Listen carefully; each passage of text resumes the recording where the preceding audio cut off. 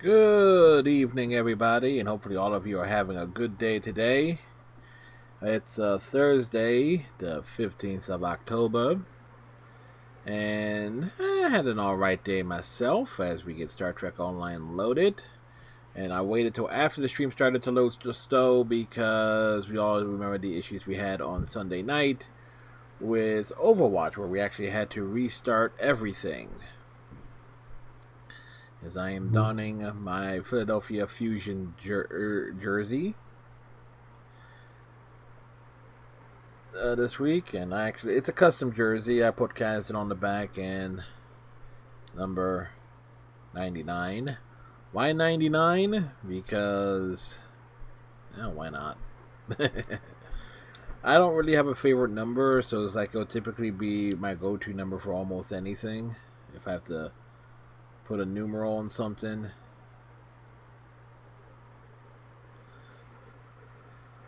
But let's see. Tonight we will be focusing on our Cardassian in the Klingon Empire.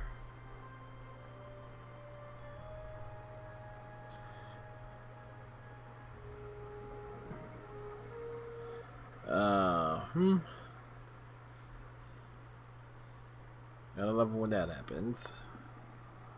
Hit OK. And we need to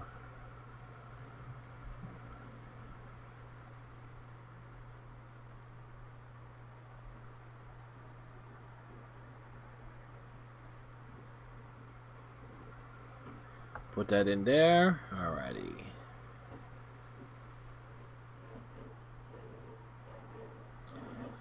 Alright, so we are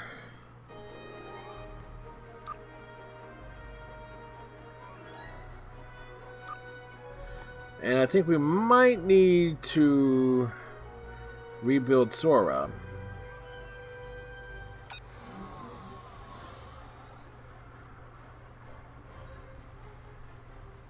So, which is something we had to do. We met Madrin.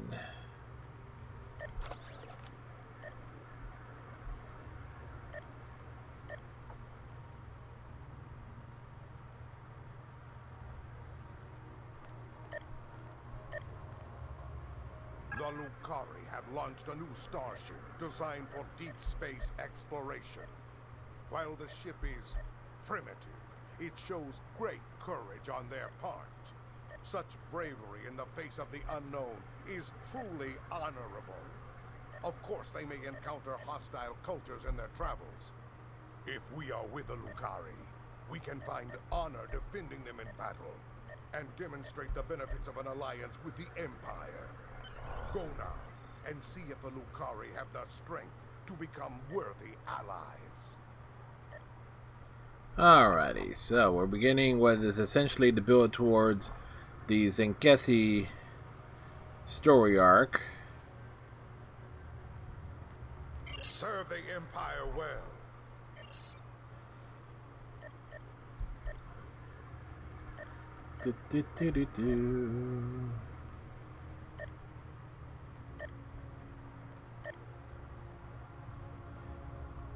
Alright, so no rebuild necessary there. That's good.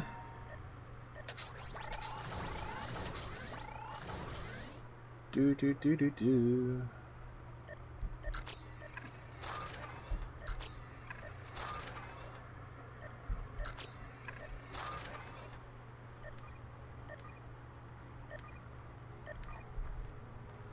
As we always do, the big set, making sure everything, even though this is a secondary character, we make sure we do all the things as we would normally.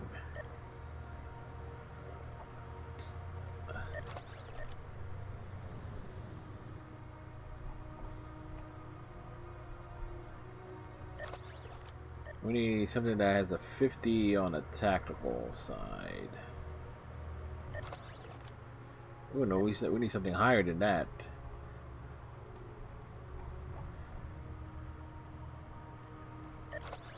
That works. We hate the little ones. We hate the little missions.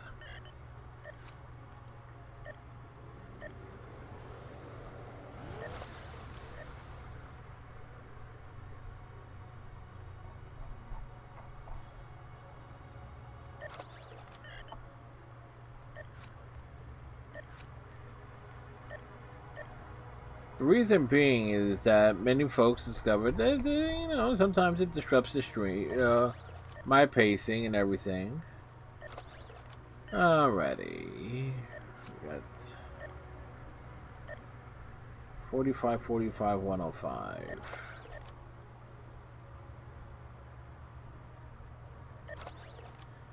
Perfecto. 45, 15. Alright, we need that one.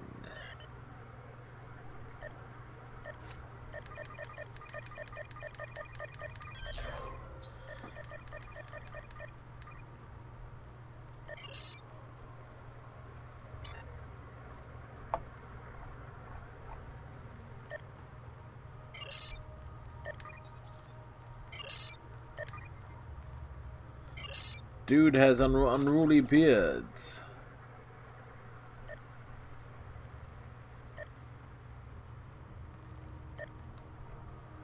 What's this? Temporal officer.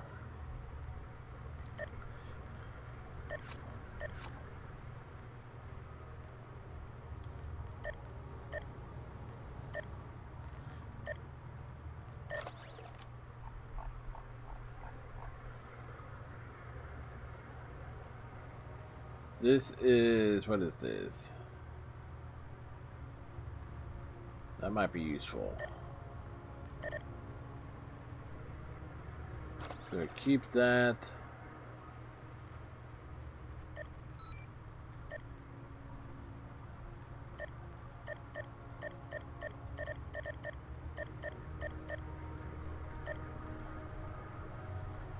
Seeing,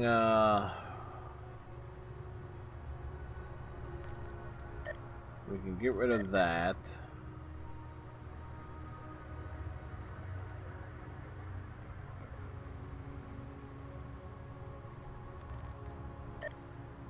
Let's grab that. That's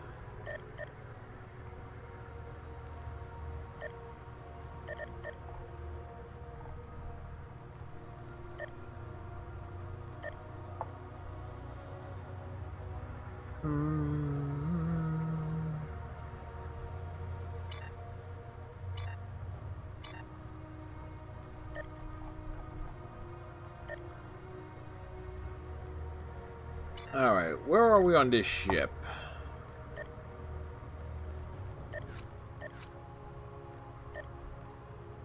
Alright, this ship still has some life in here before we switch it out.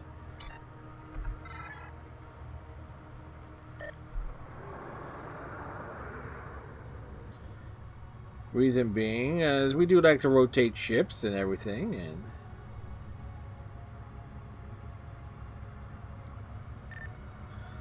we're clear to enter the Alpha Quadrant. And we are actually going to be heading to DS9 first.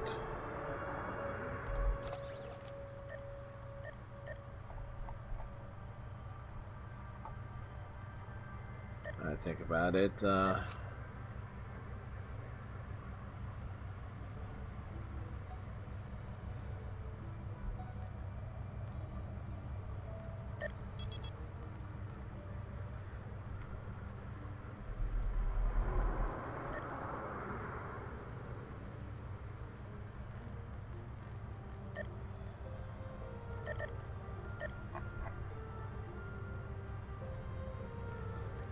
That was disappointing.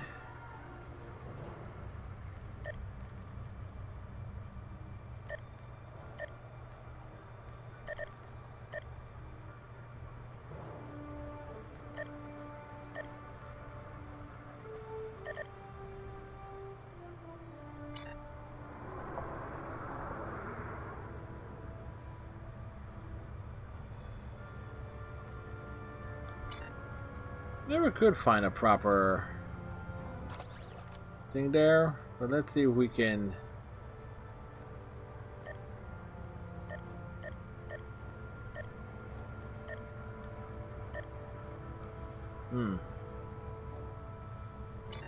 Nope. Probably a waste, but it was like the only thing. Well, I could have used those on other things, but it is what it is there. Do, do, do, do. And I know transwarp and slipstream is a thing. I don't like to use them. It's like when I play Star Trek Online, folks, and I gotta practice on being more active in talking and just general bullshittery. I like to, you know, we just cruise from one point to the next. I mean, what's the rush?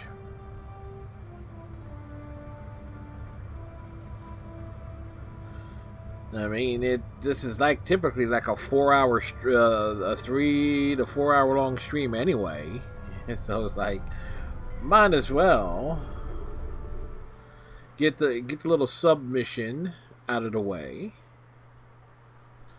That's any justification to always consume water.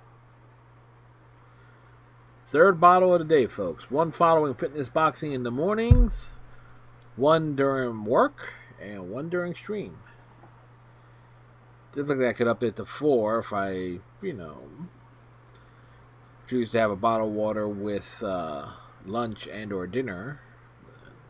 I will admit I was bad today. I had a couple of cups of iced tea. I know.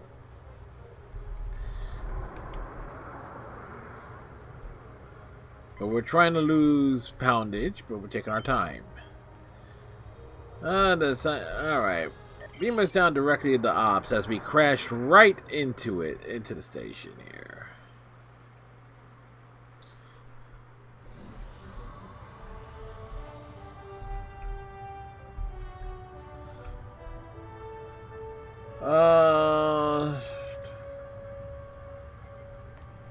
After action report stardate 9528.1, Commander Narrator reporting. There are days where the duties of my chosen profession are almost too much to bear. My assignment took me to the 23rd century and my homeworld, Cardassia Prime. Posing as an agent of the Obsidian Order was repugnant, but it provided access to the resources I needed to succeed. A group of Nakul, working with local revolutionaries, was planning to detonate a photon bomb in a marketplace. I exposed their operation to the Order. Their response was predictably swift and final. Had the Nakul succeeded, they would have started a chain of events leading to the founding of a Cardassian democracy in 2313. They would have also claimed the life of a 5-year-old boy named Prokal Dukat. I have ensured the birth of Prokal's infamous son and preserved the timeline. I have done my duty, but take no pride in doing so. The fact that we're dancing totally takes the context of everything she just said and tosses out the window.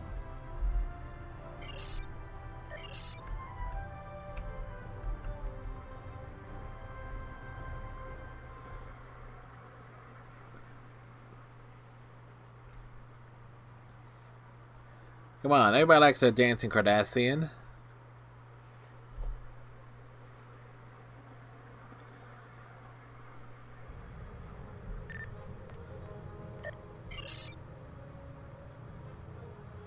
As we prepare to head out. Now, this one mission has, like, it's a lot of exploration, and it's a long, drawn-out mission. Very easy to doze off during it, too.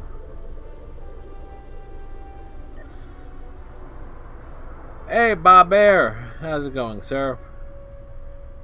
Let's pop over here, give Bob a shout out. Bob does some Star Trek Online streaming himself, so be sure to check him out. Echoes of Light.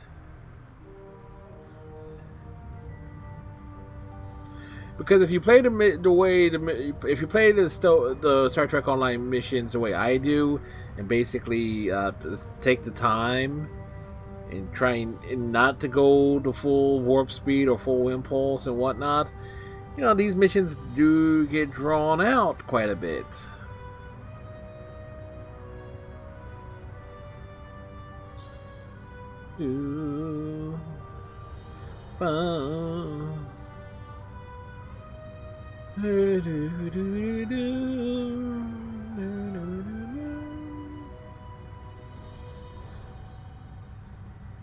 It's the one with the Lucari. It's an escort mission, basically. You are going with the Lucari, touring the galaxies, and I believe it's where you come across the space station from the 23rd century.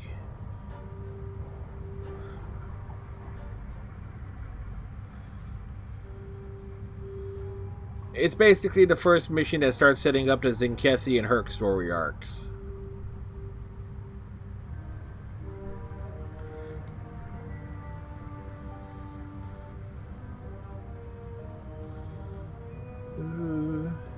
You'll recognize it probably as soon as we jump into it.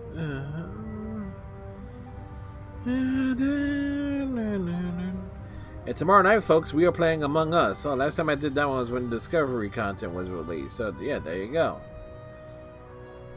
This is why I have multiple characters. And at some point, I think this will be like the last character I'll roll unless they add something new.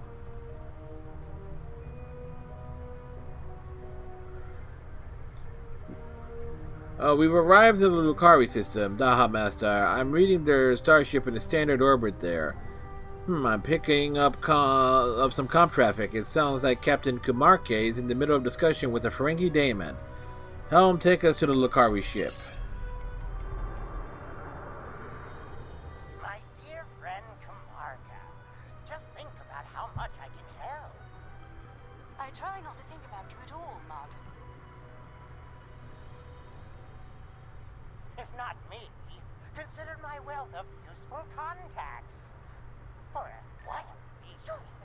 I thought I'd seen the last of you. That is to say, we meet again. Damon Madrin, fortunately for you, our business is with the Lucari today. Oh, come now. I'm sure we can reach an agreement that is to everyone's liking. I'm prepared to offer you an exclusive, once-in-a-lifetime investment opportunity. Navro, cut the channel, hell to Lucari. Thank you. That insistent Ferengi has been trying to make new trade deals with us since he first visited our system. Oh, everything he tries to sell is either broken or worthless. No problem. You look well, Captain. Thank you. It's good to see you again, and under much better circumstances. You'll be happy to know that our star remains stable. We've not seen any Tholian ships since the incident, thankfully. The decision to explore was somewhat controversial, however. Many Lucari were resistant to the notion. We settled this moon long ago, after we were forced to leave our dying homeworld of Kentar. Kentar, It you was say? a difficult journey for us. Once we found our new home, no one was very excited about space travel. Yeah, Lucari are basically the stand-ins for the Quarians. Still, the exploration initiative passed. Considering my experience, my people have chosen me to command the LSS Concordium. It was an honor I proudly accepted. That's good. Our ship is ready to go, and you are. Tell me about your ship. While we have some catching up to do, we've engaged the best engineering minds of our world to modify this vessel. I'm quite proud. We've done a lot in a very short period of time. We've added some of your defensive technology to this ship, as well as some warp drive upgrades. The Concordium is now capable of sustaining a top speed of just over Mach 4. There's always They did maintenance this morning, and I know the launcher did an update when I was launching it before the stream. Our collaboration with your engineers has been quite So, but Thursdays are always patch on a days. starship of our own design, one of many to follow the Concordium to the stars. Our ship is ready to go, and you are. Let's proceed to our destination. For our maiden voyage, I've chosen a star that is close enough to be within reach, but still just outside the area of space that you've explored, and obviously one that we haven't visited yet. According to your star charts, it's a yellow-white star called 20 Draconis.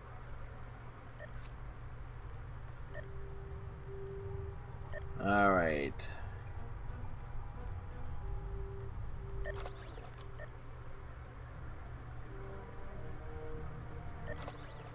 We need one more there. Navigation. Prepare a course. This isn't over. Believe me, the next deal we make will be on my terms.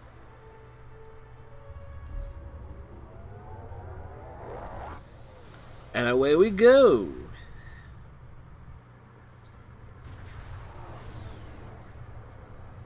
We've arrived on the outskirts of the system. There's a large field of rocky debris and asteroids. We're picking up various metals and crystalline formations.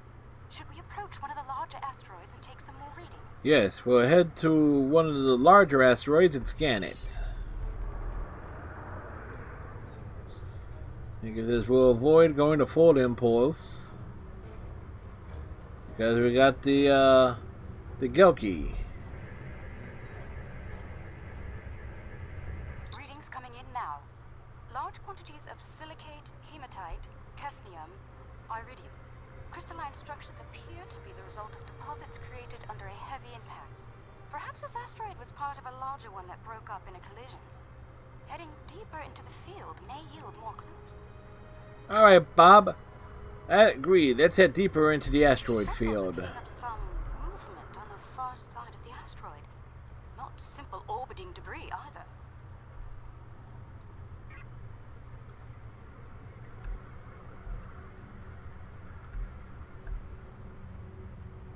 Cosmozoans. They're beautiful. Do you have any information about them? They're called Gekli. We're sending you the data files on them now. Intriguing. The Gekli communicate using radio waves and feed on dust particles and energy emissions. And, oh, it seems an adjustment of our EM band is in order. I don't like the idea of the Concordium becoming a Gekli food source. We're adjusting our own EM band down to 0.002 cycles as well.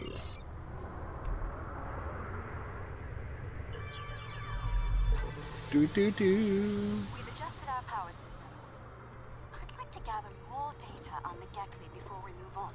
Any suggestions? We could tag them with subspace data transmissions. An excellent Transmitters. idea. We'll be able to track their movements and learn more about their migratory patterns and feeding habits.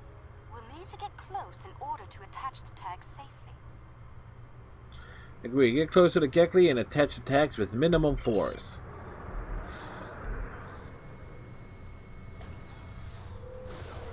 Data's coming in from the Gekli. I'd like to expand the number of tagged subjects to optimize data collection. Let's get close enough to slip in with a pod and join them in their swimming. Right. We'll fly to a Gekli pod and join them as they swim through space.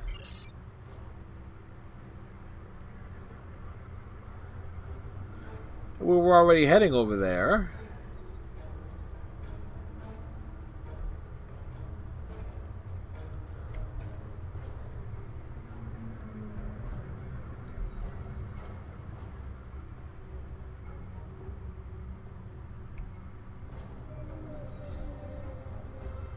We want to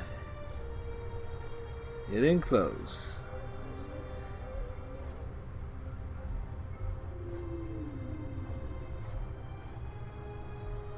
We're in a position to move with the pod. We're getting close-up readings from all of the creatures. We dropped out of range from the pod.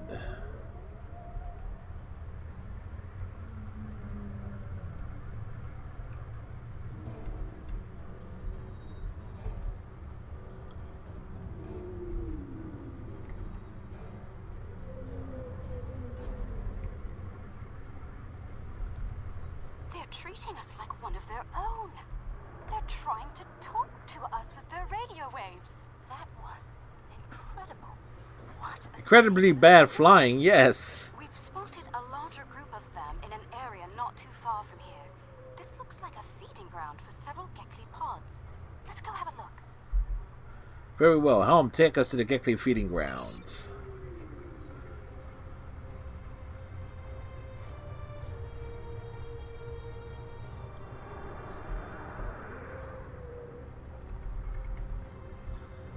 Alright, this one we will need full impulse to get over there.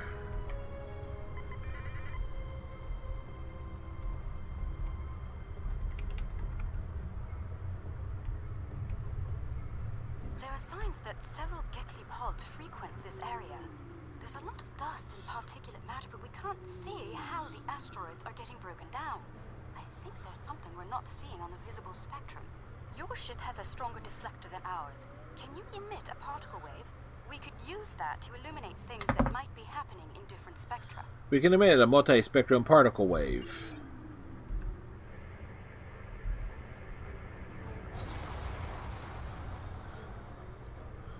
Whoa.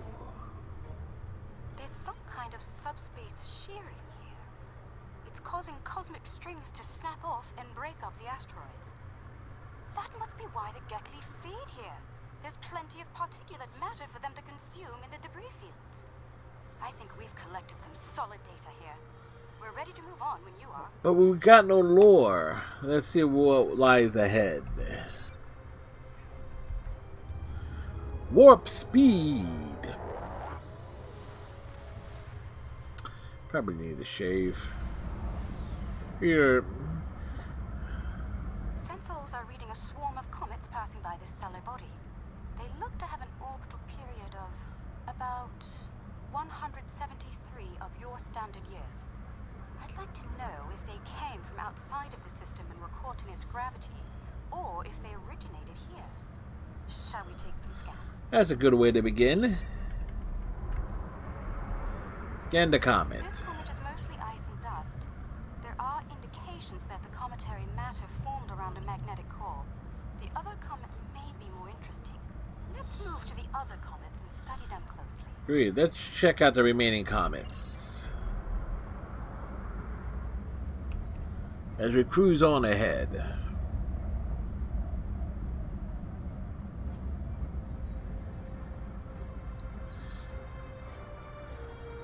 Do do, boom, boom.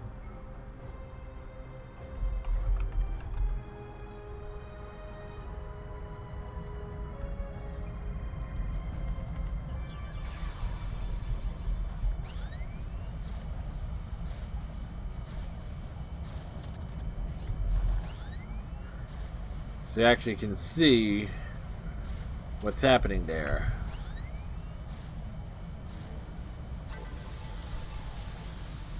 The core sample shows signs of magnetic radioactive matter. This comet may have seen some interesting particle fields in its wandering. The magnetic core must help to draw in material that forms the corona.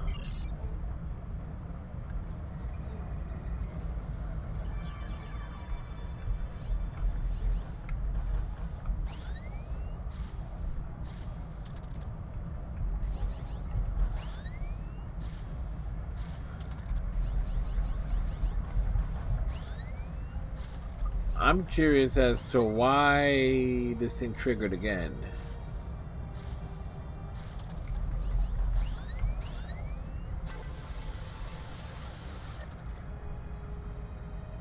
Okay, that's an actual glitch.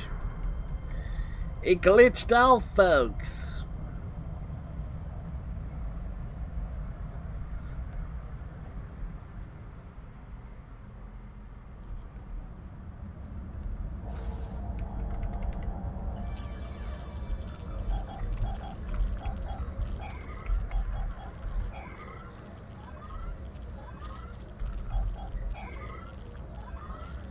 We tracked the comet.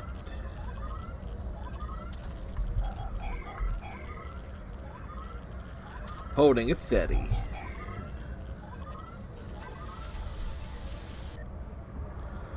Data gathering complete. Let us get some detailed readings about its emissions. Based on the structure of its silicate crystals, it's been in a pattern. It picks up energy from its trip near the star, then loses that energy as it loops past the planets. It's like ice melting and refreezing, but it seems to lose a large quantity of energy all at once near here. I'm not sure why. The radioactivity should be steady. Perhaps something is draining the energy. Let's keep looking. These comets seem to have a long orbit that coincides with the orbit of a Class A planet nearby. I'd like to launch a probe and see if the cometary movements have had any impact on the planet. Agreed. Let's launch a probe and collect some more detailed readings.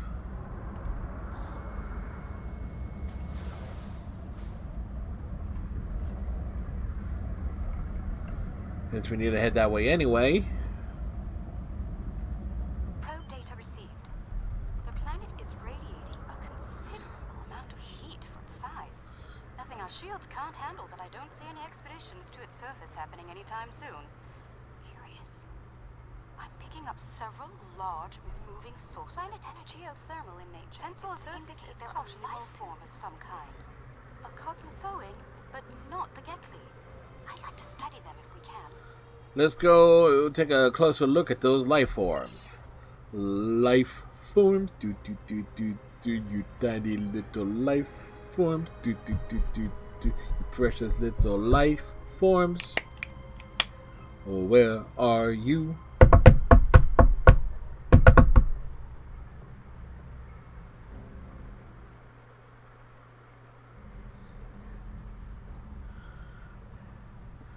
What? Star Trek Generations references. As it says, we take our time. Thursday nights, basically, Star Trek Online is it's a chill night, you know? Of course, I'm not sure what we're doing Wednesday, because we're moving Stranger Things to Monday and Tuesday.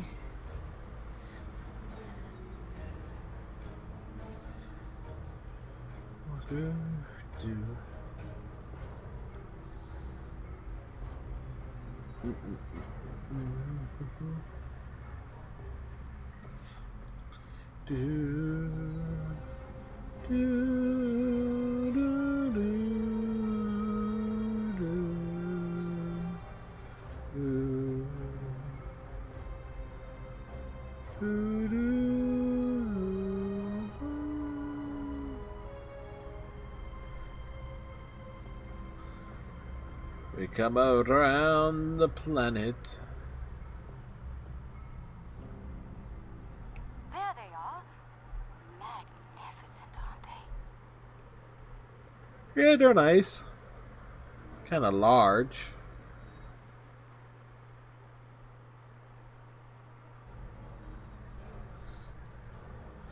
Dude.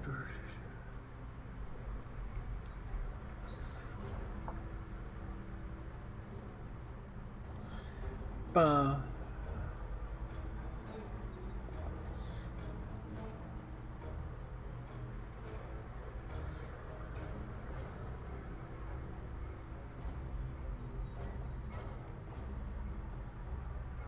The creatures are luminescent ovoids? I'm not sure how to describe them. They remind me of an aquatic life form native to Lucari Prime. There are little ones huddling close to the planet's atmosphere. They must use the heat and the planet's electrical discharges to survive. They're a type of Anadarian. We're sending you files now. Interesting. These life forms were encountered by the USS Enterprise D on Deneb 4, someplace called Farpoint Station.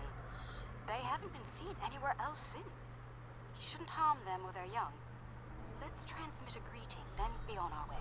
Right, we'll move close and transmit the greeting to the Cosmozoans.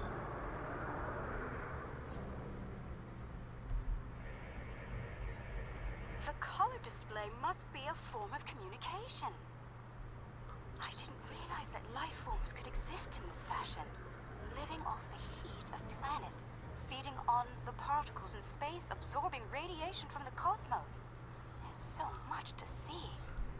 Let's head to the next planet in the system and see what's there. Right, let's go.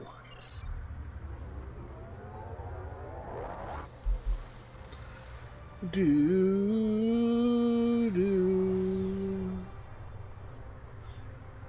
you seeing this? My sensors indicate this planet is completely devoid of any organic material. And yet, it has a breathable atmosphere and lies well within the system's habitable zone.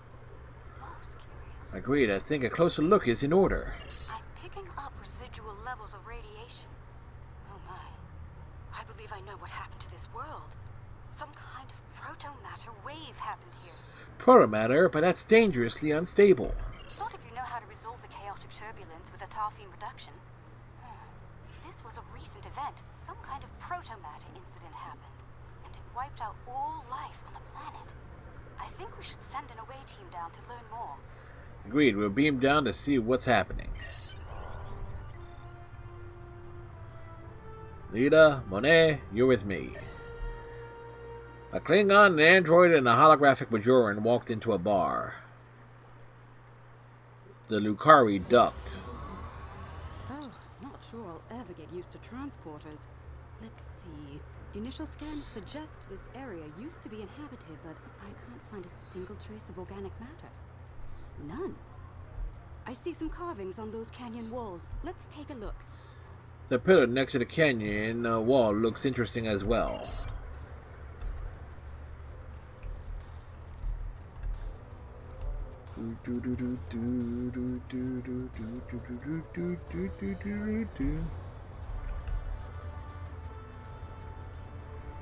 The walls of this canyon were worked by tools. I'm sure of it.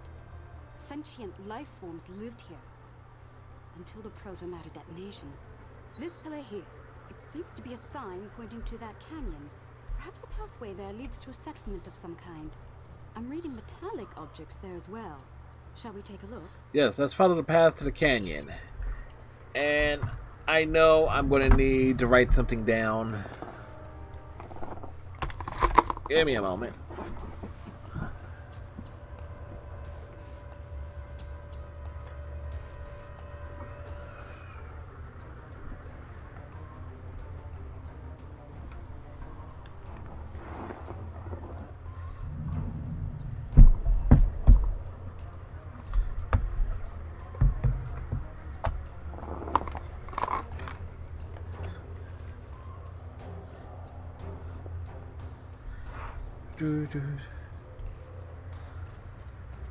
Look, there's some kind of large structure further down the canyon.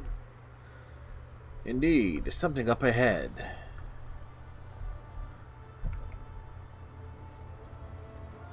Look at the size of that plaza. I've seen bigger.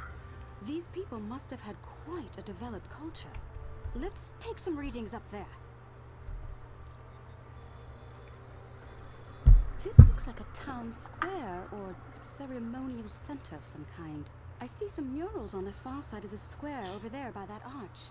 I'd like to examine them. They might tell us more about this place. Agreed. Let's examine a nearby mural.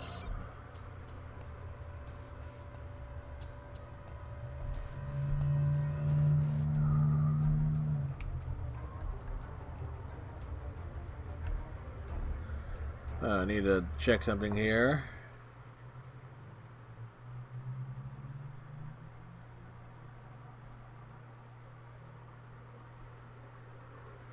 Oops, Dante is streaming, and we need to do something on Dante's stream, folks.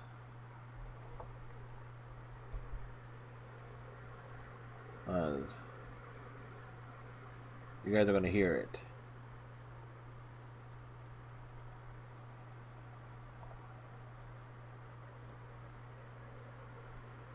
One moment, friends.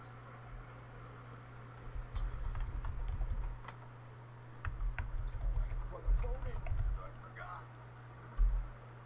Just running behind. I accidentally fell asleep right before the stream. I made 2 good of breakfast burritos for dinner and then forced myself to pass out. Really, Dante? You passed out, dude? Wow. Wow. Fred, what is up, brother?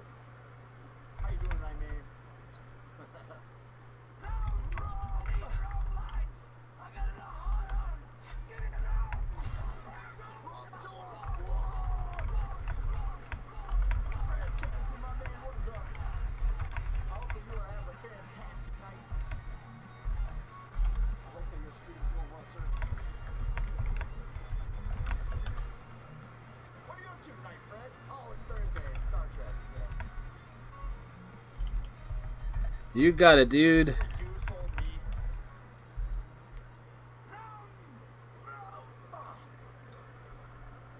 me. Alright, so we need. So there we go. Drop it in on Dante's stream.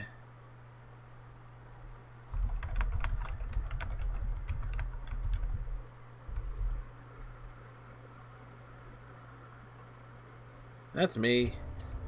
Always taking a moment, you know. Pop over.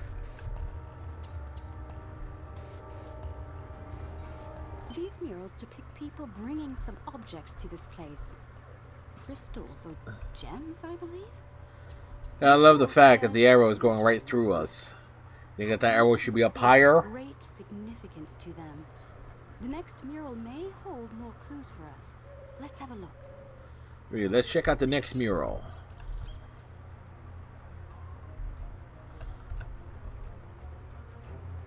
It's actually up there. This mural depicts the construction of this large structure. I suspect it was a temple or a place of contemplation for Actually, people. to look at it from this point, you got to be further back.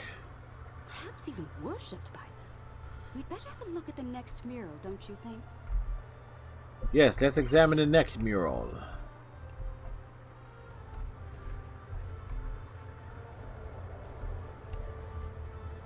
The crystals depicted in this mural appear to be growing for some reason. I wonder if this is a symbolic or literal representation of events. Perhaps the structure needed to be modified to hold the volume of crystals they collected over the years. The crystals may have grown through natural means as well. Quite the enigma we found here. I suspect there's more to be found inside. Getting there will be a challenge, however. According to my scans, these pillars are connected to some kind of massive mechanical structure. Probably the peak of technology for these people. Can I we believe it's some kind of opening mechanism for the structure's door. open it by deploying some kind of device or using our tricorders? We could probably force it open, but that could damage the structure, and too much force could even collapse it entirely. I suggest we create a holographic forensic reconstruction. A holographic recreation of the local life? Yes, it would be based on analysis of things like footprints, wear patterns, and local construction. We can learn what people did here, how they went about their lives, and how they made the device work. We'd be watching a replay of history, roughly speaking. Let's start by gathering information from relics and leftover traces of the people who once lived here. Let's look for old tools, footprints, anything that can tell us about them. And we'll start by going over here.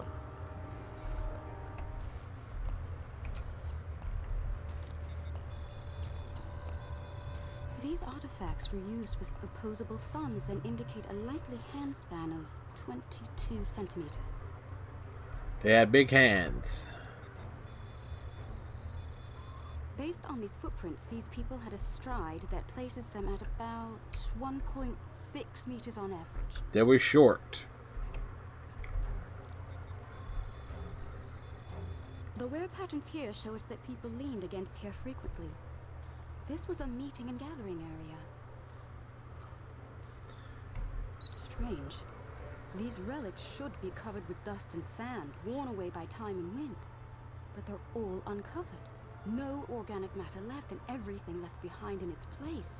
Frozen in time, Like these people died recently. Yes, the evidence seems clear. The proto-matter detonation happened only weeks, perhaps even days ago. We're going to need to make an accurate simulation to continue our studies here. I suggest using modified pattern enhancers to do this. Agreed. We'll set up modified pattern enhancers in the plaza. We start with this one here. Enhancers online. The signal is strong and clear. Yes, you always need strong enhancements.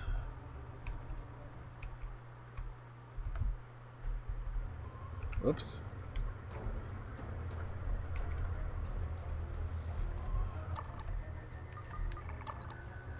Two down, two to go.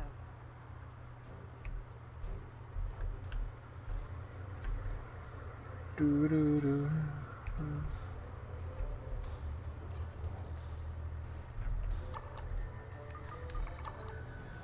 That That's 3. One more and we'll be ready. We totally will be ready. That's the last one. All enhancers online and standing by. Alright, the enhancers should give us a pretty good image range. Your tricorder can then act as the center of the network control for the enhancers. I can tie in my data to your tricorder whenever you're ready. Get a little close to the center of the square so we can see what happens. Right, let's get closer to the plaza center so we can begin.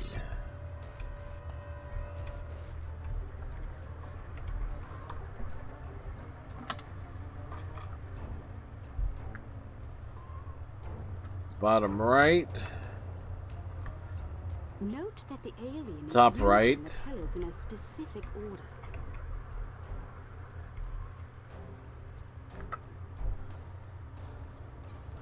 Bottom left, top left.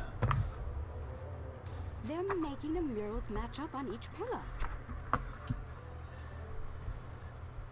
This changes a playthrough. They could go bottom right, top left, top right, bottom right, bottom left. So I've seen all sorts of variants of it.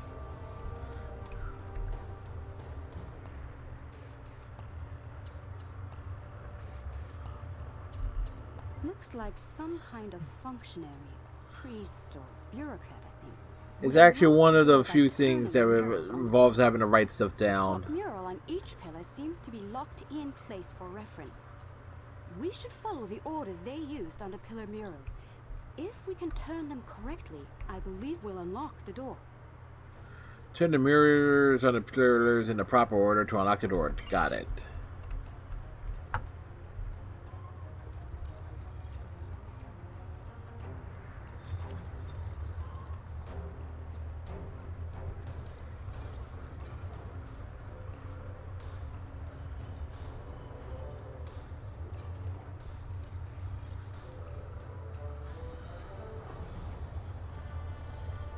Do you hear that? That's the first pillar set in place. Yeah, we heard it.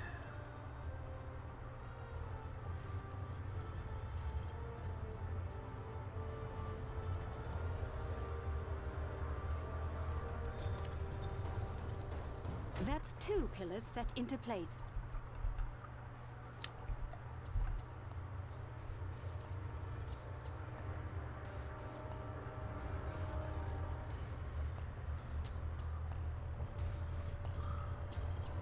Three pillars are locked in now.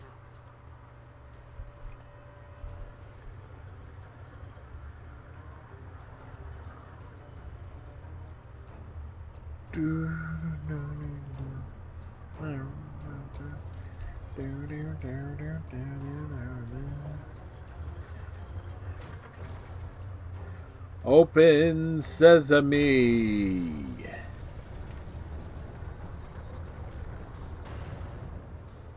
Yeah, that isn't ominous at all.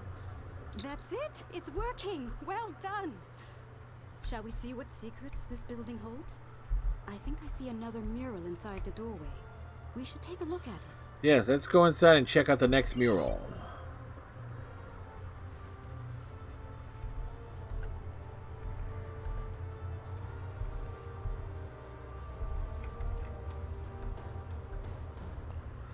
Wait! That icon. That's the symbol of Starfleet. How could it be here? In a Bronze Age temple far from the Federation. This is getting stranger by the minute. We should search the temple for more murals. Indeed, let's look for some more murals in here.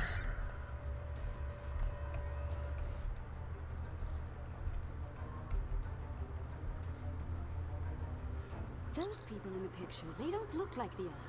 They're from Starfleet, but Starfleet of the 23rd century. Is it possible that Starfleet contacted these people in the 23rd century?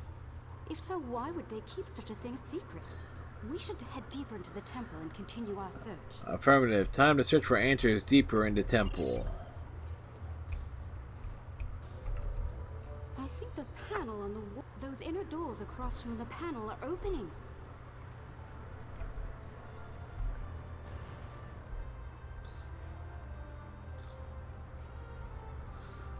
What is all of this?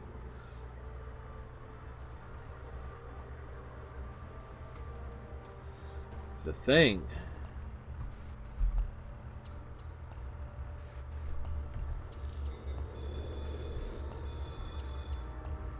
According to my tricorder, we've reached ground zero.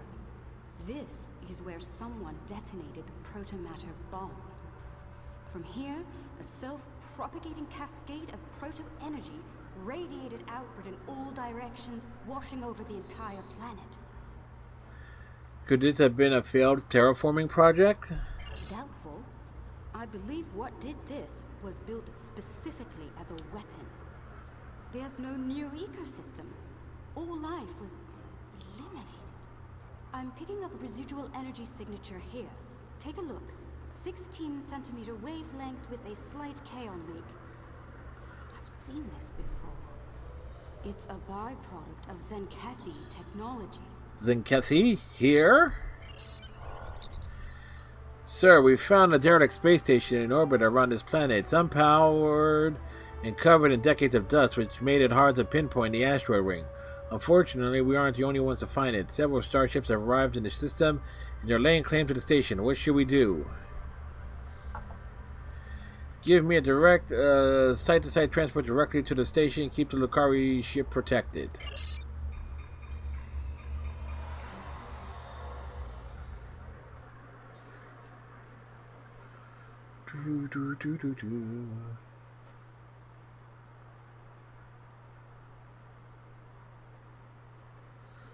Oh, the Warzone story arc got remastered.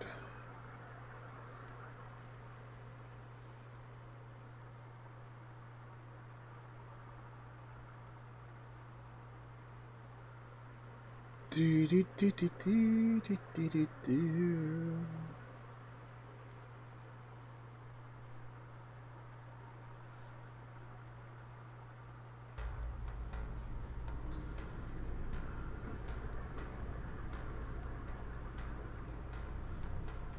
Engaging site-to-site transport. We're on one of the OK series Federation deep space stations.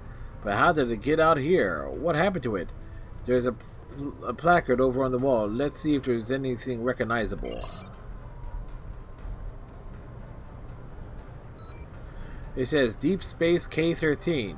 That station was lost in time over 100 years ago. Lost in time and space, K-13 was in the Beta Quadrant before. You're trespassing.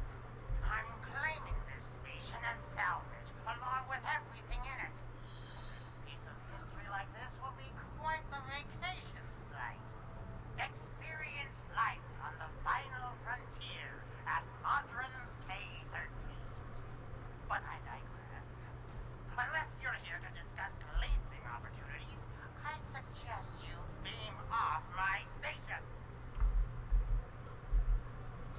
It's not your station yet. I think I'll take a look around. Careful. This old beauty needs some serious repairs. It'd be a shame if something happened to you, or the active stasis caused by fence malfunction.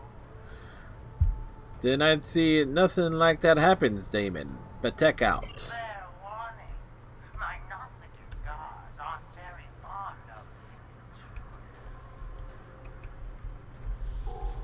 I'd be happy to sell the parts to you. Consider their living contents a promotional bonus.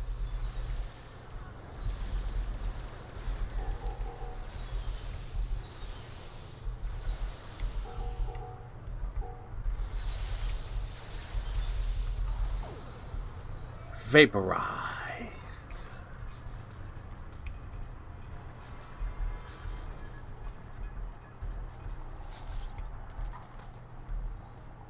Chief Engineer's Log, March 18th, 1570.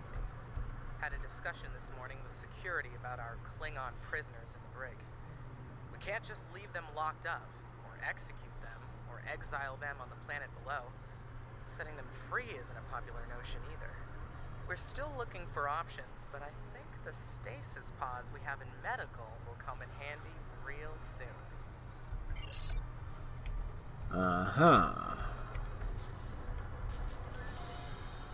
This technology is ancient, but surprisingly functional, at least at a rudimentary level. They built things to last in the 23rd century. Nausicaa has managed to get partial power online, but they did it in a hurry. It can go down at any moment. In the meantime, I managed to drop those security fields. We can access other parts of the station now. Anything else in the computer? There are some log files in the computer as well. Most of them are garbled, but I believe I can restore the last entry. Let's hear it. Chief Engineer's Log. Supplemental. By my account, we've been hurled back in time to the 16th century. To make matters worse, we're a very long way from the Denver system. None of our shuttles are warp capable, and even if we could get to Earth, we'd be in the wrong time. In short, we're stuck. There's nothing to do now but wait and try to conjure up a way to get back to the right time. The computer lost the ability to link to the main computer, but with the security fields down, we can go into the other lab. From there, we may be able to get to the main computer and lock the Nausicaans out. That will keep them from bringing the fields back online and using the station to stop us. Let's see what we can do from the other lab. We're trespassing are quite severe, and I plan on collecting them.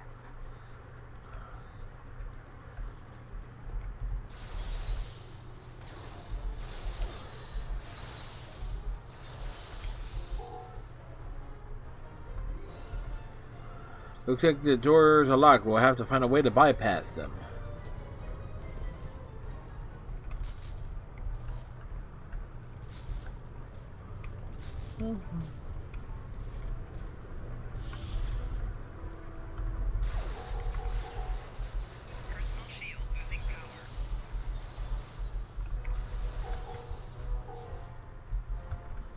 Oh, what did I say?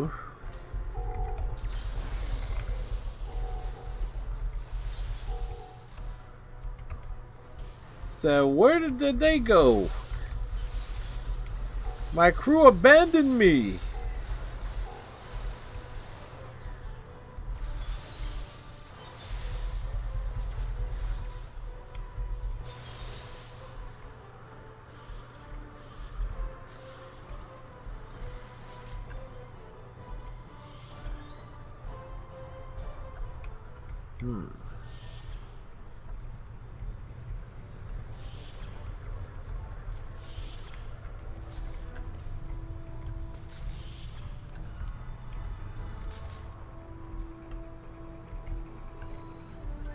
Engineer's Log, August 6th, 1570. The Warp Booster Sled project is officially a bust. When we tried to spin up the coils, we couldn't get a stable warp field. Yashvi and Arlington managed to shut it down and stop a breach, but the shuttle's impulse drive is shot. I hate giving up, but we just don't have the parts we need to make it work. At least they tried.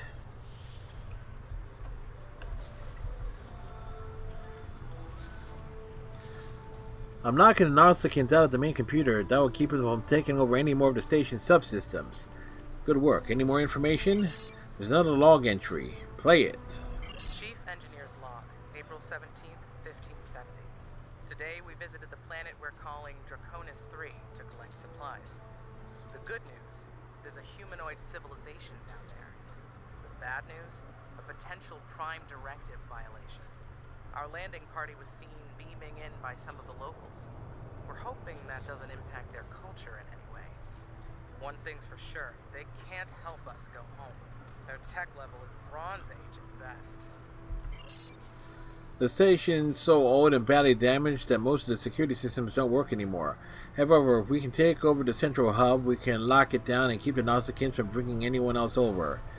Let's secure the central hub of the station. My patience is going to cost you dearly.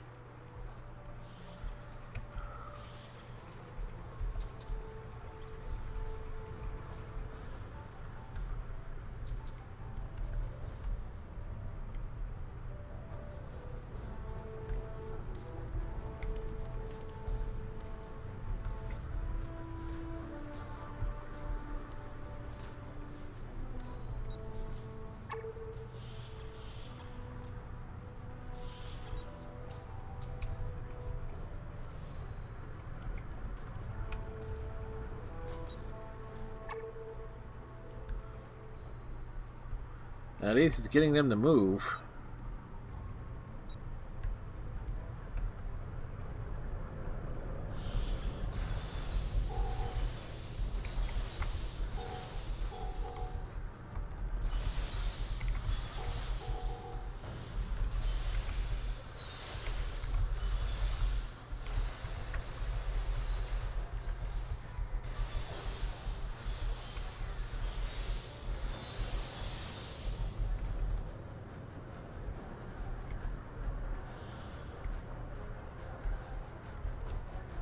There we go.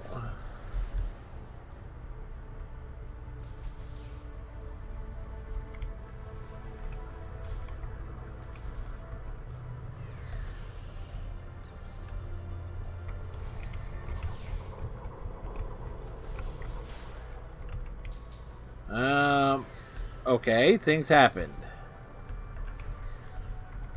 Chief Engineer's Log, July 9th, 1571. It's decided. Most of us are going into cryosleep. Those who stay awake, well, there's the room. Going to live on a remote part of the planet below is likely, despite the Prime Directive issues. Staying here isn't viable. When the supplies are gone and the remaining power is in the stasis pods, anyone left is a goner. This station will be there too. We read all the supplemental logs.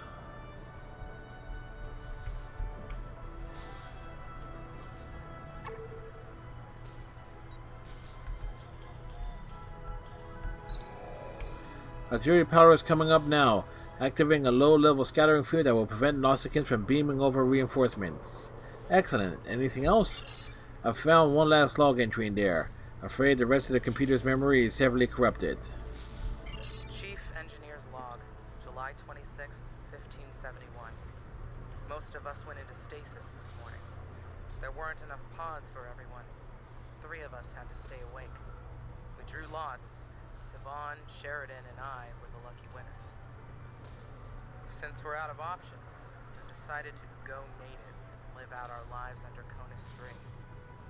Hopefully, one day our records will be found, and the people of Station K-13 will be remembered.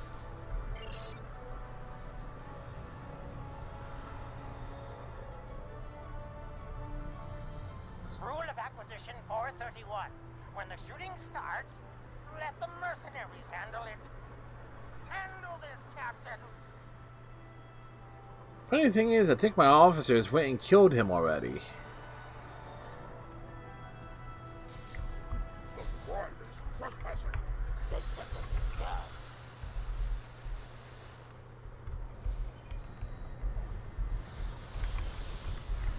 Well, I was wrong.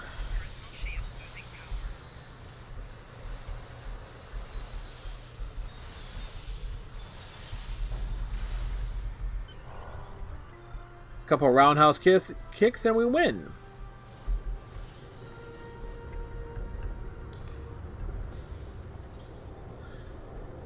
The High Master, we need you back on the ship right away. Madrin and his Nautican allies are moving to intercept us in the Concordium. Alright, let's beam on up.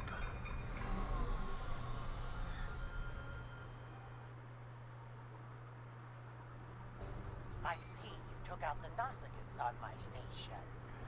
I'll just add their fees to your tab. I do hope you're good for it. Otherwise, I might have to take possession of that pretty ship of yours. Come to think of it, I'll be taking your ship anyway. Whether you're alive or not when I do, is up to you. You're welcome to try, but I don't think you'll like the results.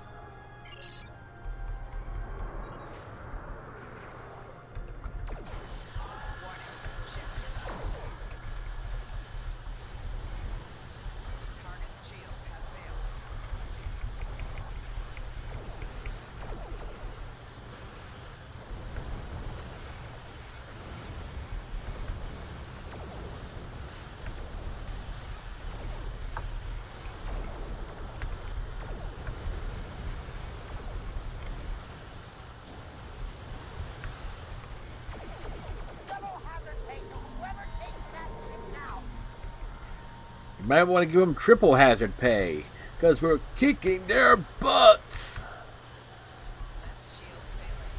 Uh-oh.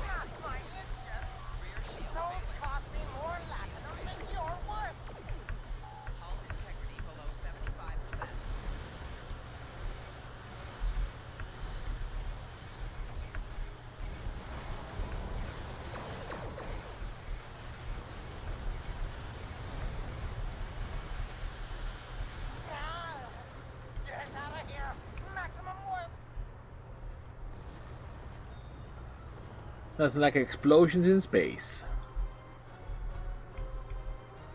That was quite an adventure. Truly. I knew Modron was greedy and treacherous, but I never thought he was willing to kill to get what he wants. In spite of that, I feel like we've learned so much out here. And for the better.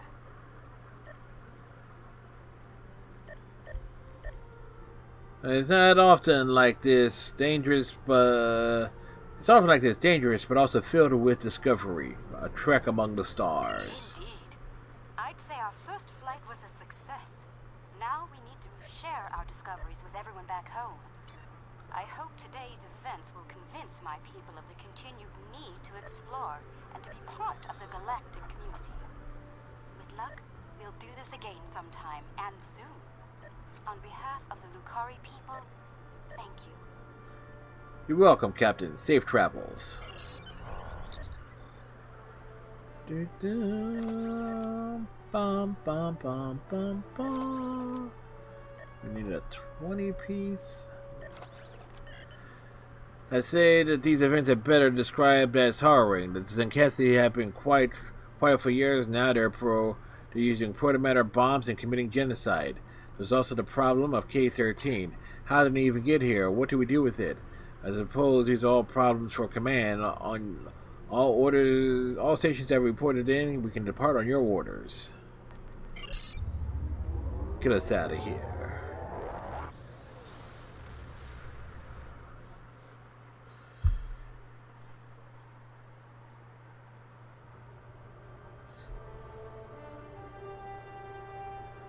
I am pleased to hear that the Lucari acquitted themselves well out there, in exploration and in battle. They are not the bourgeois some think them to be. I'm sure the Federation will be pleased to know we have found their lost space station.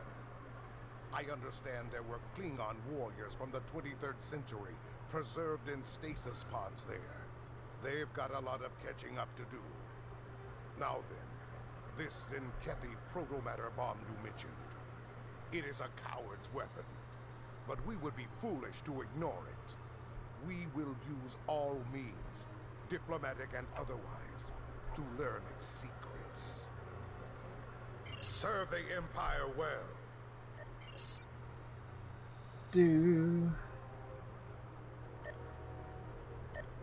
Out of curiosity, bring it down. I have discovered the location of the evidence we need to clear our names. Wait, Mars, the Bringer of War. A Federation ship is a tempting target, but the information within it holds the key to a greater prize. That's different. Kavan, warrior. I bring news from the war, and an opportunity for honor and glory. We recently took the Alhena system from the Federation in battle. In response, Starfleet has sent a task force to take it back. Our forces may not be enough to repel their counterattack. Alhena is an important system. I will not see it fall back into Federation hands. Join me there, and we will teach Starfleet what happens when you defy the Klingon Empire. Everything we do is for the Empire. Alright, we're actually going to transwarp here because this is a mission apparently got remastered or something as a different name and everything too.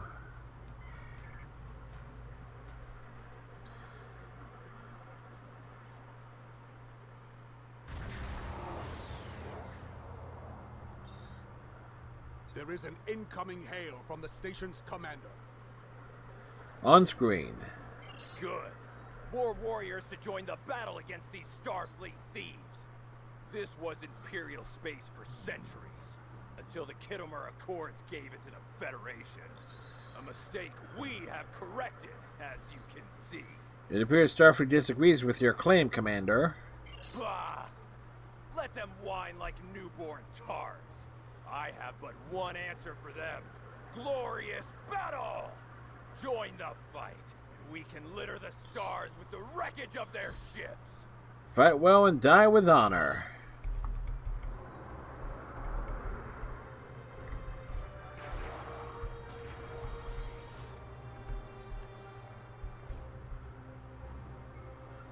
Take us in.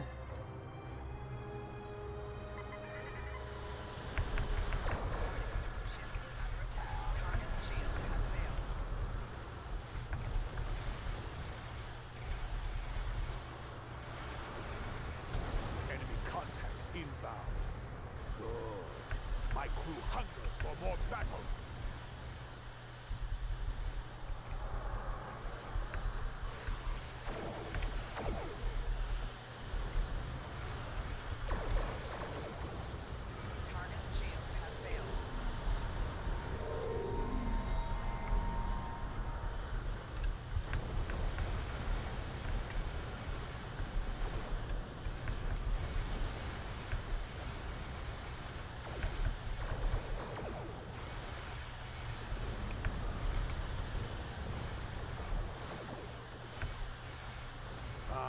A Starfleet battleship.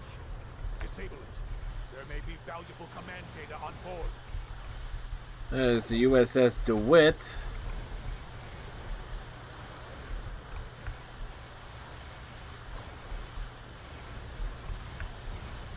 They increased its health quite a bit.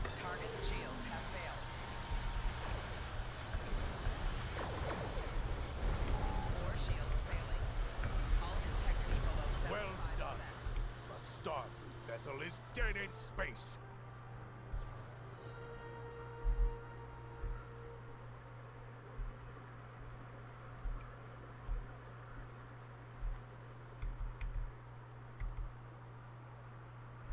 Alright, stand down from red alert.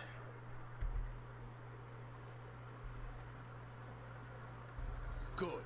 They are disabled and at our mercy. Now is the time to strike. Let us board the vessel and seize anything useful while we can. Agreed, I'll lead the boarding party myself. I hope you are ready for a fight. Despite what you may have heard, most Starfleet are not cowardly weaklings. They will defend their vessel like warriors born. Alright, born to DeWitt. Originally that was supposed to be an Excelsior. It was an Excelsior cruiser. Whoa, okay, right to the bridge. Well,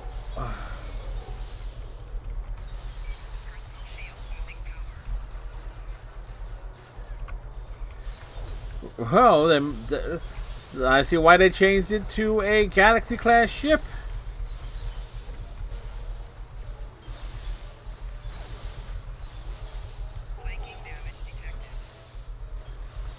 See what the human knows while I search their computer for intel.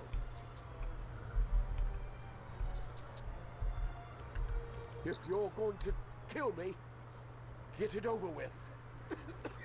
If you're waiting for me to beg for my life, not going to happen.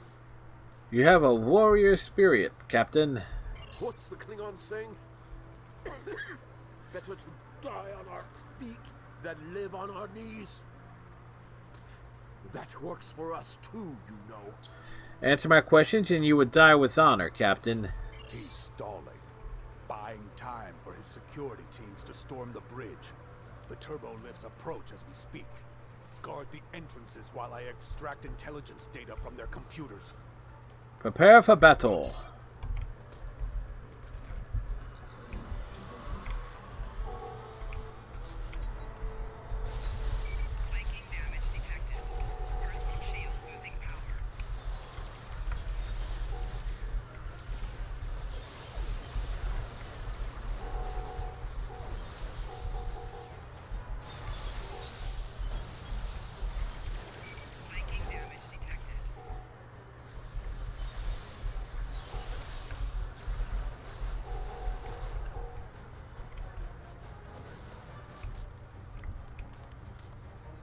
That's a... Whoa, they literally beamed in.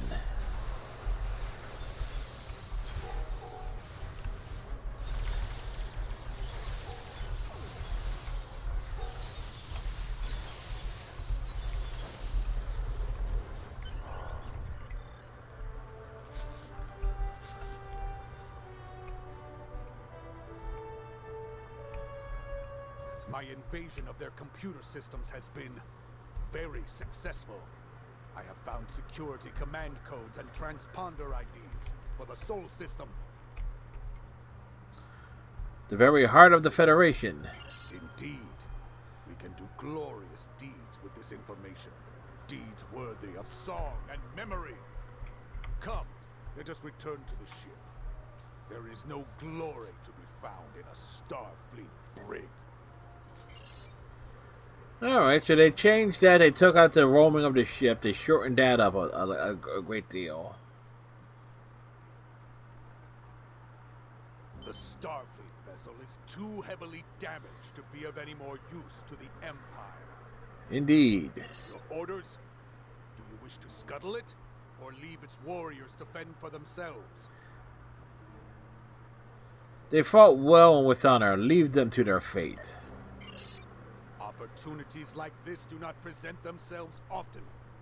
I suggest we contact the High Council and discuss the best course of action. Open a secure channel. Very well. I have Chancellor Jempak standing by. You have done well today, warriors. Such boldness should be rewarded. Though an assault on Earth would be glorious, I believe there is a greater chance for success in attacking a critical Federation war asset, the Utopia Planitia shipyards. Utopia Planitia is Starfleet's main ship repair and construction facility. Any lasting damage there could hinder the Federation war effort greatly. Yes, that will be your target. It is only fitting that you will find glory at a planet named for a god of war. Indeed, Chancellor. You must act quickly. It will not be long before Starfleet learns of your success and what you have taken from them. If there are warriors eager to seek glory with you there, lead them to Mars for the Empire. Fight well. Fight with honor. Qapla'. We should approach the starbase. Some of the warriors there may wish to join us in battle once more. Oh, that was a Dreadnought Galaxy Cruiser. Okay. It is an honor to heed your call to battle. We answer it gladly. Soon, Starfleet will pay the price for defying the immortal Empire. It will be glorious! Glorious! All ships have reported in. They are ready for combat. We leave for battle at your command! Alright. A strike this deep into Federation space has not happened in many years. If we succeed, our names will be remembered for eternity. Hamidun Bamidun! Warp to Mars.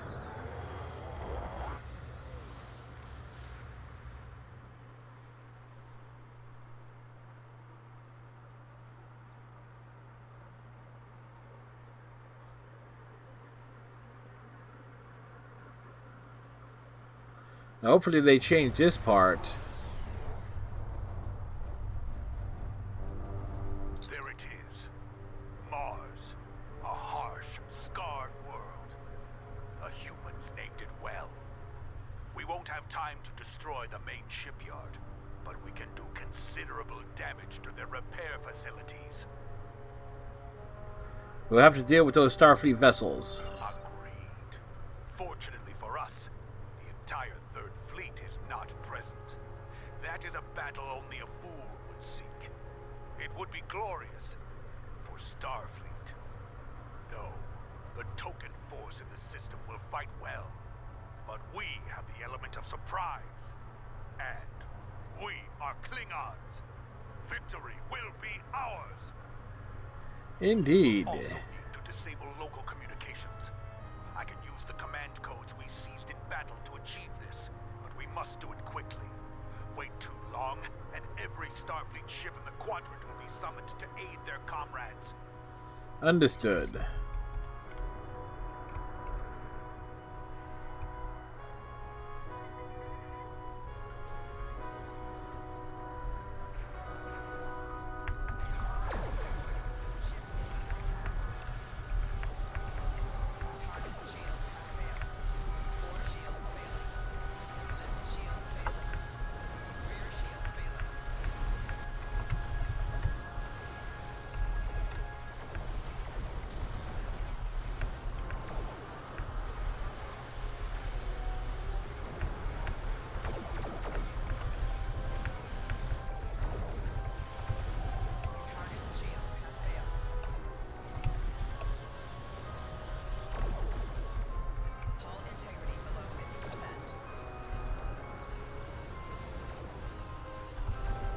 Trying to disable the communications, but damn.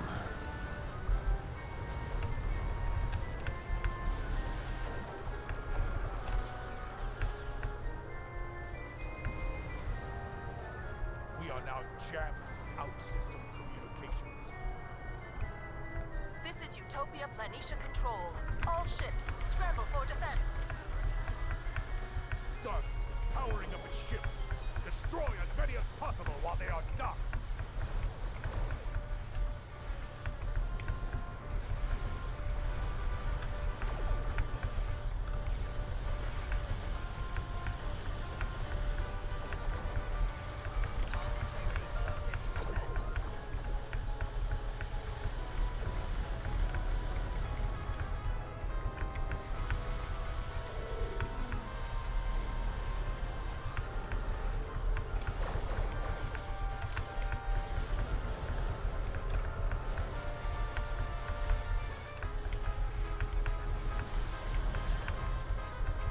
War Hero achievement.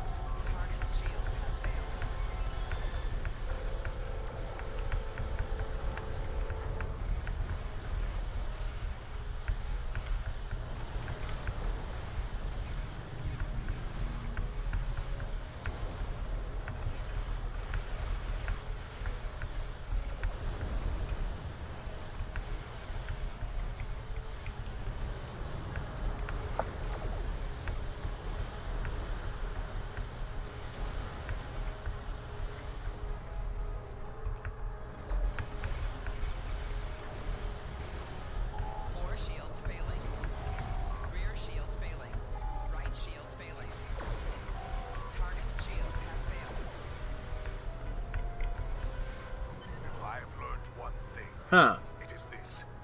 Never Hey, Mr. Grant. Starfleet Corps of Engineers. We managed to get a distress signal out. Somehow.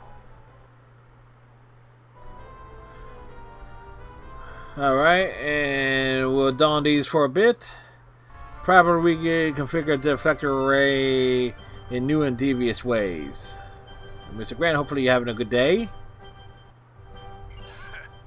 Needless to say, every ship in the sector is coming here in maximum warp. It is time to go.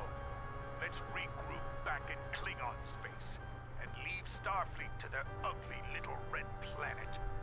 Hey, escape from Mars. Unlike John Carter.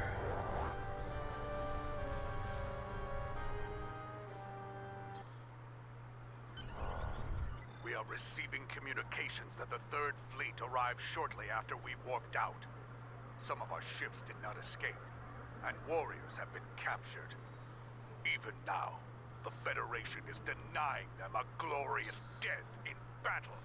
This cannot stand! It sounds like you have another plan. You know me well. Starfleet has been disrupted. Their focus will be on Mars and other critical targets in the Sol system. Ah, but a prison? They will not consider that a critical target. A host of bold warriors could stage a jailbreak. Bold warriors such as ourselves. Indeed. The nearest Federation holding facility is in the Gamma Okana system. If we move quickly, we can liberate our captured allies and spare them eternity in the halls of Grethor. Oh, it's of course the Gamma Okani. Alright, so they actually combined two missions for this. As I suspected, Starfleet is still in disarray from our attack on Mars. The advantage is ours. What is the next move? We must swiftly disable the security measures around the station so we can beam aboard and stage the jailbreak. All hands prepare for battle.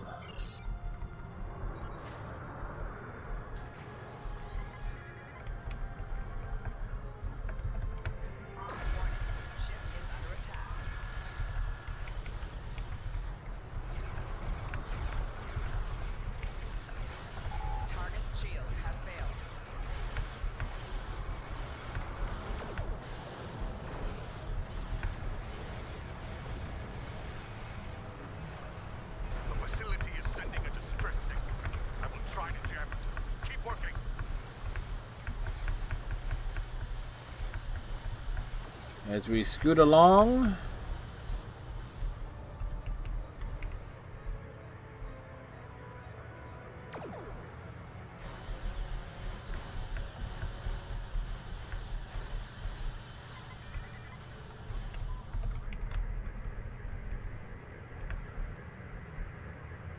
More Starfleet ships. Eliminate them.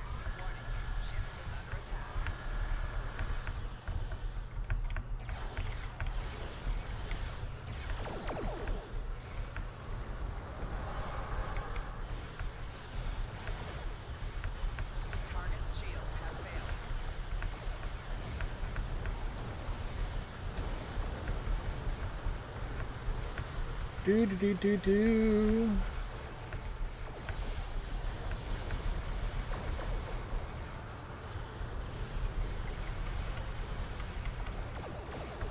Ba da da da da da da.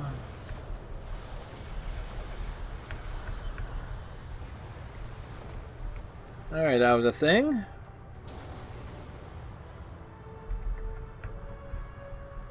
Success. Our efforts have cleared a small sensor hole in the station's defenses. We can exploit this weakness and beam into the facility. My readings indicate we won't be far from the security area where our allies are being held. Good. Boarding party, prepare for combat. Ready to transport. On your signal. Well, first let's just blow up this last enemy vessel.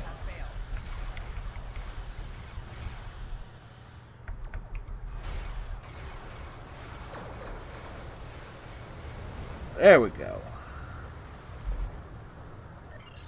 Let's beam on down.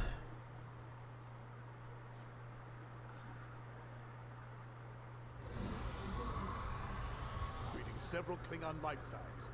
The warriors are being held in cells nearby. Oh.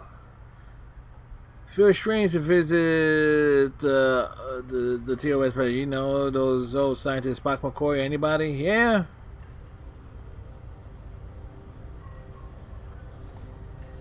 How's it going, Scarlet Derby? And thank you very much for the 100 biddies, sir. I appreciate it. And Scarlet Derby does a lot of streaming himself. So anybody lurking, be sure to check give him a check out his streams. He does a variety of different things.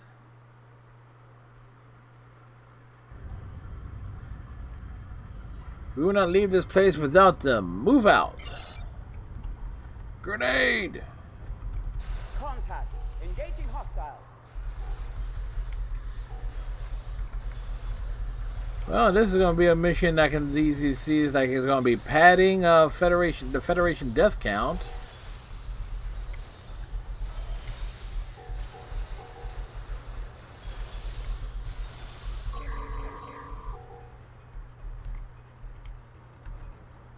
Did they change the interior here? But Scarlet Derby, how are you doing?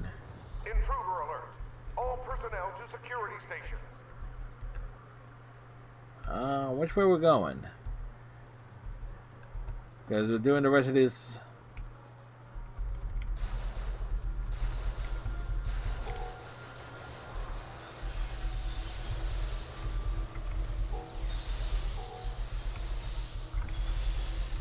It is nice that they actually streamlined 2 missions into one.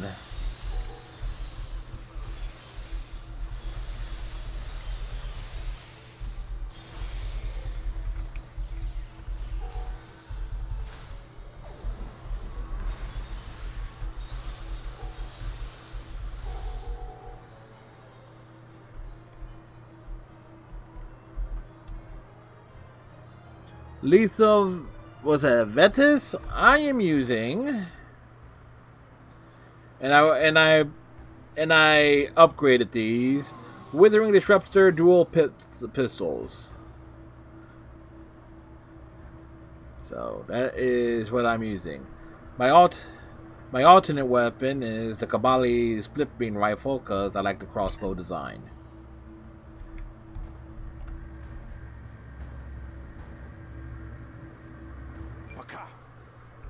Controls are locked. There are secondary consoles at either side of this cell block. We can use them to override the security fields there. Saber security fields for both set of cells. Okay, so one's here.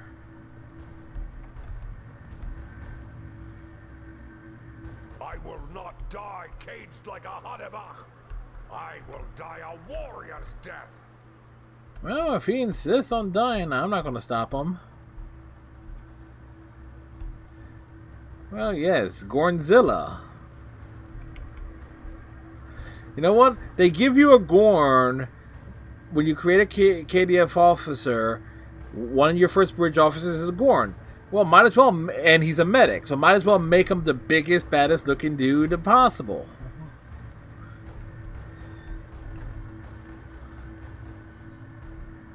Come out, Starfleet! Come and see how a true warrior fights! Our actions and created a scattering field to stop us from beaming out. We need a new escape plan. There is a cargo train not far from here. It's currently blocked by a security field. A Caesar control station, so we can drop that. At that point, we can use the cargo transporter to escape. Cunning as always. Command, let's go. Yeah, I always make sure to play stream it weekly. And I just realized that they actually subtracted combined 2 missions on the KDF side into one, which is something I've been basically screaming about for a few years now.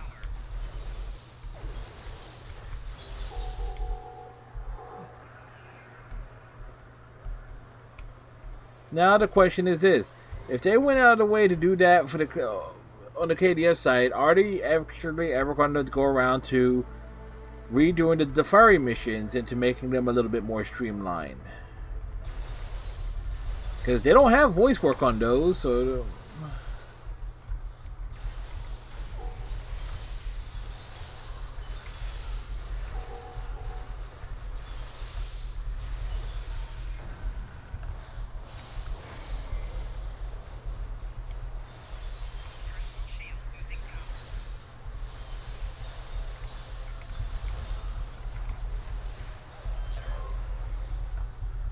Heated exchange. Yeah, we don't really fight enemies that use phasers often. Alright.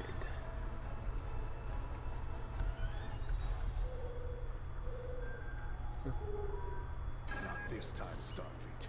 Not this time. Ha! It is done. The field is down, and the path to the cargo transporter is clear. Alright, well done. Follow me, warriors. Yeah, that's right. A Cardassian with an alien android, a big-ass Gorn, a liberated Klingon Borg, and a holographic Bajoran is leading a bunch of Klingon warriors to freedom. I doubt they will be singing songs about this in Sto-vo-kor.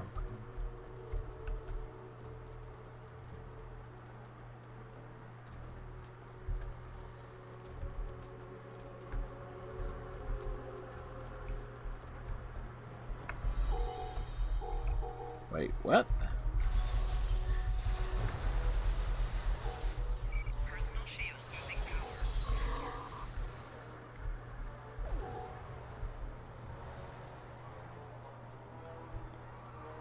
Hey, Greg, how you doing, sir?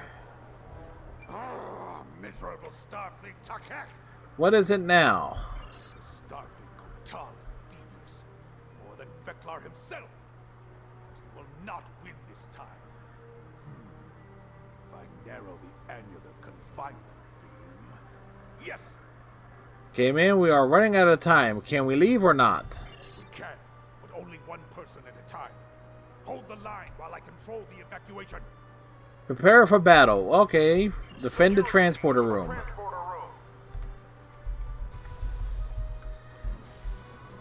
Record. We'll beam me down the dog. The first warrior is away.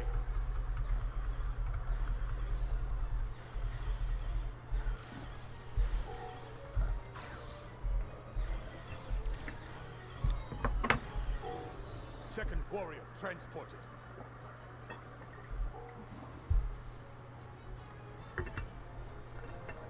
Alright. Got the hydrate redeemed done. Third warrior away.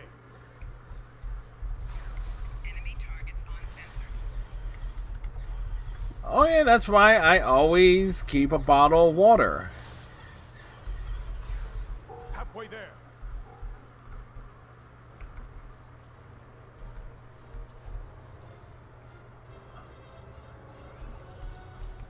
That one is going to wait a moment there. 3 left. Posture check. I always have. I've been improving on my posture. But the stretch one is going to wait.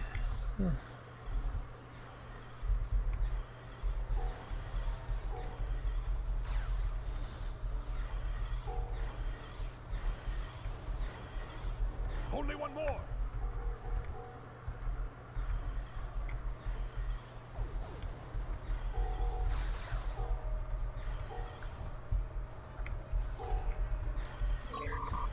All warriors have been evacuated.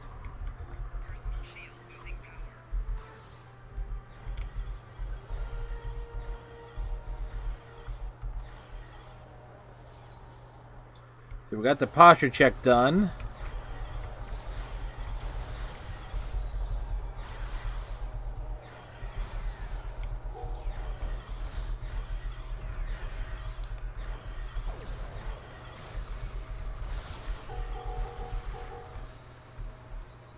Alrighty.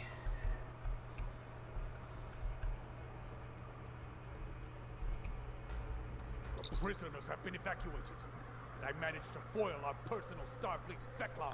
We can all beam out now. Alright, let's beam out. So we'll do the stretch one after. I will, but I gotta stand up for it, so. More enemy ships have arrived, led by the USS Challenger. This may be a battle we cannot win, my friend. It seems that Starfleet wants a word. Okay, we can actually hold off on that. So, boy. Give me a moment.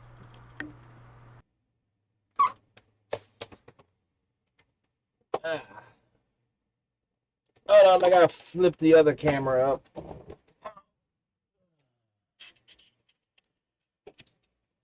Take those off.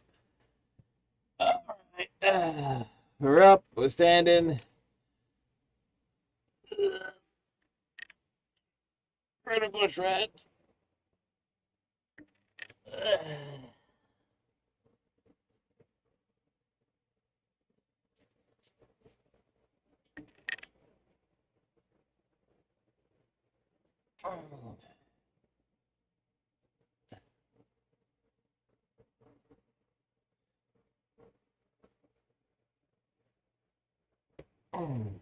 There we go. Stretched. See? I needed to be in a spot where I'm not going to get killed. The redemptions happen. It's not in the order that you think they would.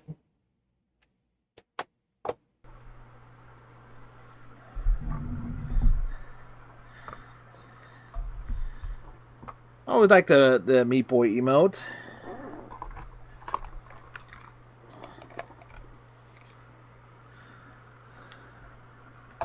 Alright, bring that back up. So there you go.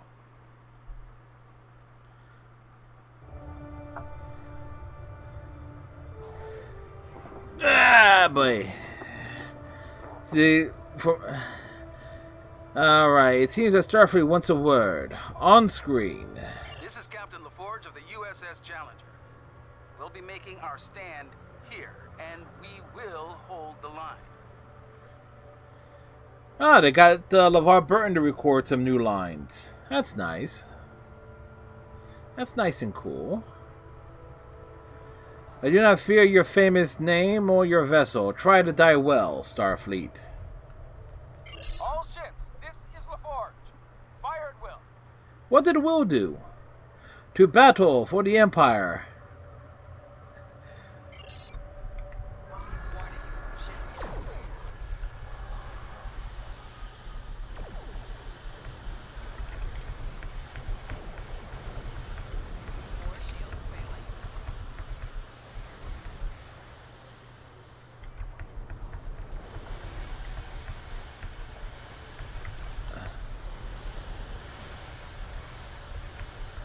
Wow, the Challenger has a long tractor beam. Yeah, Geordi, you better run. We do the same as soon as possible.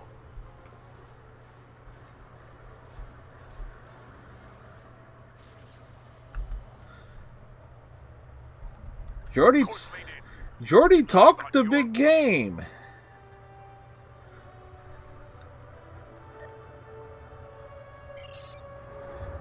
We're gonna hold the line.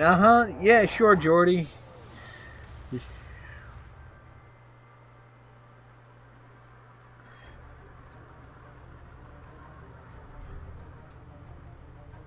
Word of our success is spreading throughout the Empire and the Federation.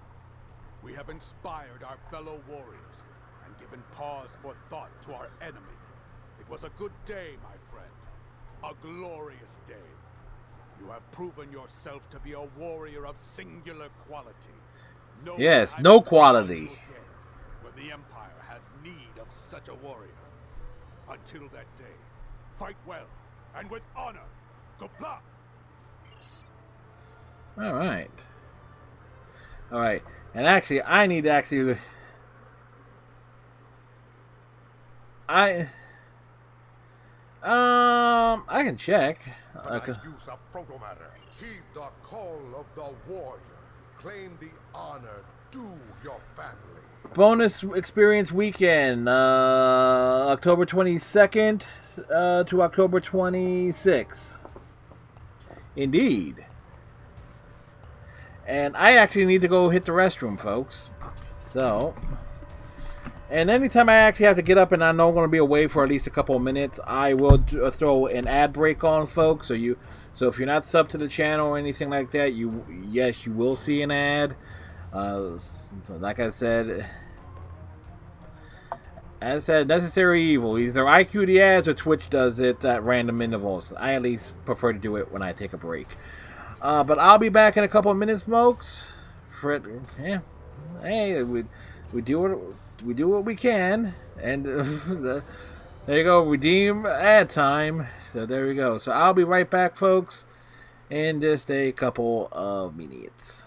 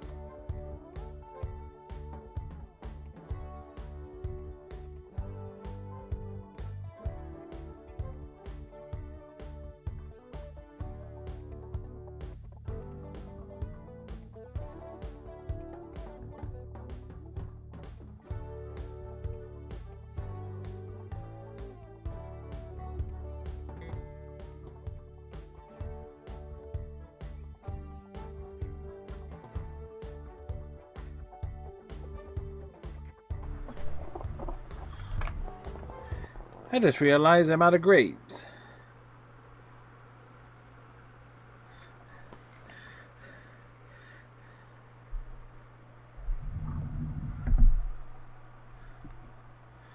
Wow, 1 of 7 ads. Yeah, see, I knew I was going to be a few minutes. See, true story about my house. My stream space is in the basement of my house. So it's basement, first floor, second floor. So I gotta go up 2 flights of stairs to the restroom. So it takes a few minutes to get up there. So it's but as I say, but the best part is that that should count because I did the 180 one. That means that for like the next hour there should be nobody currently in the stream should see an ad pop up randomly by Twitch in the next hour. At least that's my understanding of how that works.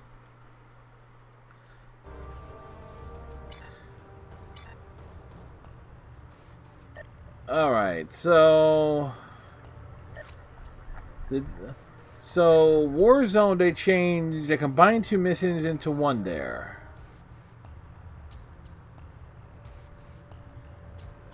I'm assuming these 2 got graphical reworks. We'll probably check those out another time. I'm just checking to see, did they change anything else?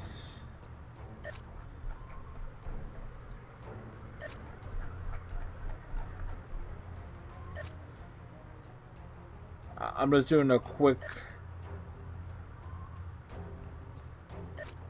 No, okay, no they would not have. The Lucari have discovered some unusual activity in an unexplored region of the Alpha Quadrant. The data suggest another weaponized use of protomatter, similar to what happened recently. Okay, we got half a bottle. Another planet destroyed by a coward's weapon. The IKS Corps has been sent to assist with the Lucari investigation there, and I want you to join them in the field. If the Zenkethi are involved, it could come down to battle. If so, that's a battle the Empire must win. Serve the Empire well. So how's everybody doing tonight? Hopefully all of you are having a good evening. As we need to head up this way. Tomorrow night we'll be messing around with Among Us. I am probably going to keep that kind of focus within people I definitely know to get a feel for it. But we'll see how that goes. I always have to hear that folks are doing well. Oh crap, I did not queue up any... whatchamacallem, DOF assignments. No, that's always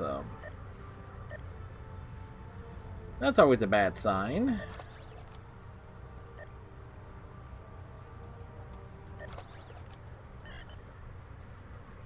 Born under a bad sign. I mean, that's basically free dilithium.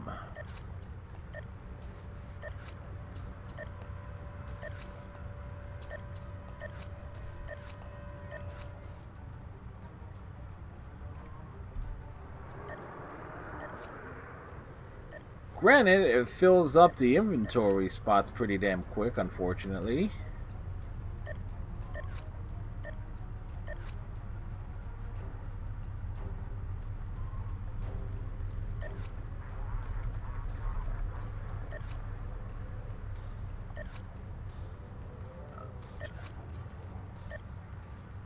Do do do do, bow bow bow bow bow.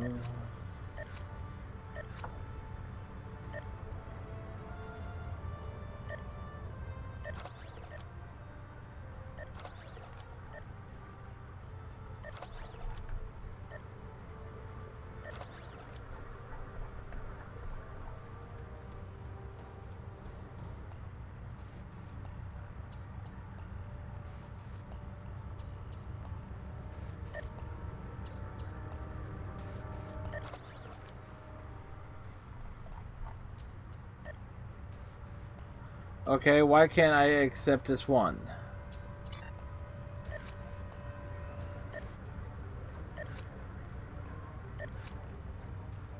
Oh, I moved out of the space where it was in. Wow. Folks, if you do...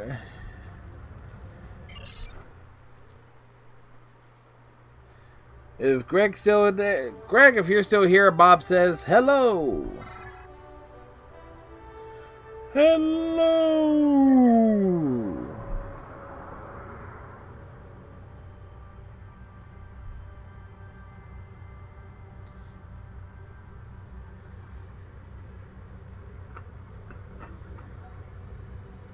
Let's see. So, anyway, folks who have gotten used to seeing the Stranger Things 3 game on Wednesdays, that is moving to Mondays and Tuesdays. What we got here? Thank you for the follow. Please enjoy the show. Alien Clone. Thank you very much for the follow. Hopefully you are having yourself a good day today. But as I was saying, the Stranger Things 3 the game, which has been our Wednesday night feature the past couple weeks, it will be moving to Mondays and Tuesdays until we finish that. Because we finished up Kingdom Hearts this week. I am not sure what what will be sliding into the Wednesday night slot yet. But it will be something. Tomorrow night we are playing, for the first time I'm going to be playing Among Us. Saturday night, we will not be doing Twitch Sings this week. The plan is to play Final Fantasy 15 Comrades with Luna Princess. I gotta reach out to her to see what time she would like to do things on Saturday. Sunday night, of course, is Overwatch. Bob, thank you for engaging the lurk. So, my other journal. See, I got two journals, both Overwatch theme. This one is like for any notes I gotta take during a game, like for any puzzles and stuff. The other one is like my game log for like whatever the big focus of any stream. So we always try. It's my way of trying to keep myself organized, you know. We do things, and yes, I know I can slipstream to the next destination. I could transwarp to the next destination, but you know what? It's a stream. I gotta work on chatting and running my damn mouth. I had a lot of success with that Contact with another species came not from the Federation. when we did Nickelodeon Kart Racers. To be precise. Well, the Ferengi have not always been the best of neighbors. The Ferengi are the best of neighbors. They have ears. They listen for everything. For a price, of course.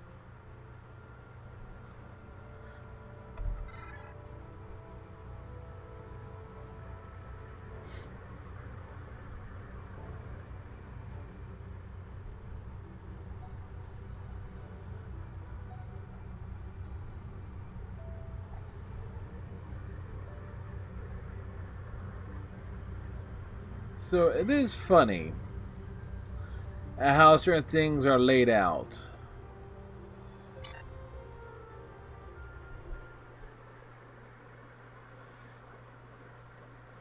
And one of these days I definitely want to see like an overlay laying out the locations of all the planets and systems in Star Trek Online with like the Mass Effect galaxy map. Because the galaxy map in Mass Effect covers the Alpha, Beta, Delta, and Gamma quadrants. So to see roughly see what placement of everything would be. Like just exactly how far would the Klingon Empire be from Tuchanka? Because that would be kind of interesting in my warped little mind. We arrived in the Harazi system. I am reading 2 ships in local space. Incoming hail from the IKS core. Guavan, I am General Rodent, security advisor to the Lakari. I have read your report on the incident at 20 Draconis. If the Zenkethi are behind all this, we must be ready to meet them in battle. If they want to fight, they will have it. Do you have any questions? Why are you here? I have met the Zenkethi. Gotta love the difference in audio quality here. No, Because of this, I have been assigned to investigate the proto-matter incidents here. The Empire wants to know more about this Zenkethi's new weapon. I see. Do you have any questions? What have you learned so far? We know the Zenkethi have developed a proto-matter weapon. What we do not know is why. They have not attacked any of our enemies with this weapon. This is puzzling, considering their proximity to several key Federation systems. The Empire has asked, what drives Zenkethi to use such a weapon? And I intend to provide the answer. Agreed. Do you have any questions? No, let's get started. The Lukari are just ahead and eager to begin the search.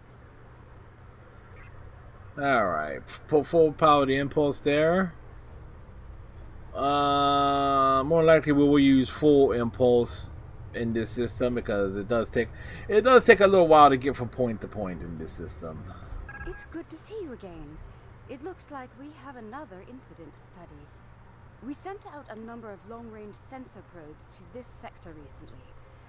After the events of 20 Draconis, I took the liberty of setting the probes to scan for proto-matter. I'm afraid they found something. Let's begin our search by sending a short-range probe to the nearby planet. Is this your ship's maiden voyage, isn't? Yes, the project was a community effort designed by some of our best and brightest. With the help of our allies in the Alliance, we were able to finish construction and the shakedown cruise faster than anyone expected. The Riskava may not be as large or impressive as some ships. It's big enough. And she's ready for the job. Her ship is big enough. I mean, like, you know. Congratulations, she's a fine vessel. She looks like a Dorito. The crew of the Riskava stands ready. Understood. Move near the planet and launch a probe. Proto-matter is a weapon of a coward, but we respect its power. Proto-matter can also be quite beneficial, General, when used properly.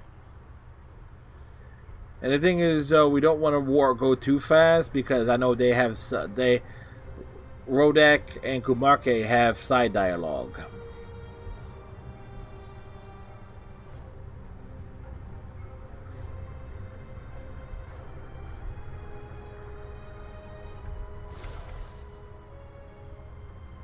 The probe is away. The atmosphere of the planet is so thick it will take the probe some time to get through the interference. While the probe is busy, we can collect data from the planet's moon. Slow turning. One moon has signs of proto-matter energy. A closer look will give us more information. The first moon is nearby. Move closer and scan it. Perhaps the probe's information will give us more insight as to why these attacks are occurring.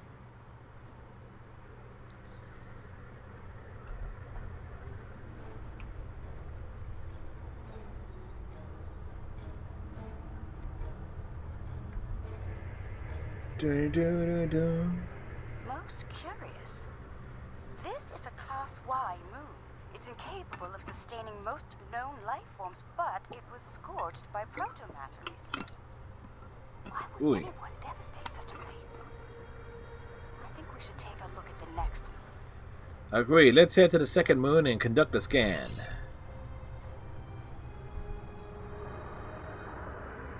Perhaps they use the moon as a test site for the weapon. Possibly. We don't know for sure. If so, it was a poor choice. Why scour a world already devoid of life? Because there was life on it. Proto-matter used like this.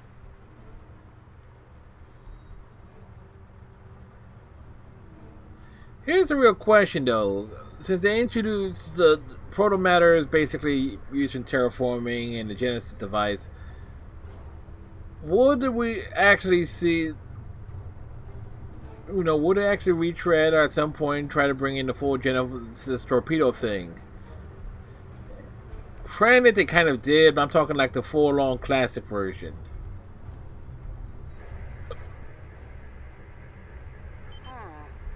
Another enigma, I'm afraid. This is a Class D moon, similar to Luna in the Sol system. Incapable of supporting life, and yet it has been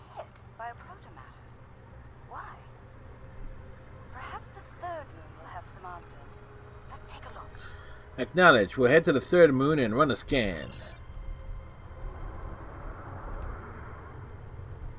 Another uninhabited moon, but one quite different from the first. What is the pattern? This makes no sense. There is no tactical pattern to these attacks. It's as if they are being There must be a reason, though. a reason. A reason that will be revealed over time. If you have not played Star Trek Online, you don't know the reason. But the reason involves Klingon legends and things of that sort. By the way, next time there is a sale on Overwatch League stuff, I'm definitely getting me another jersey because, man, this is comfortable.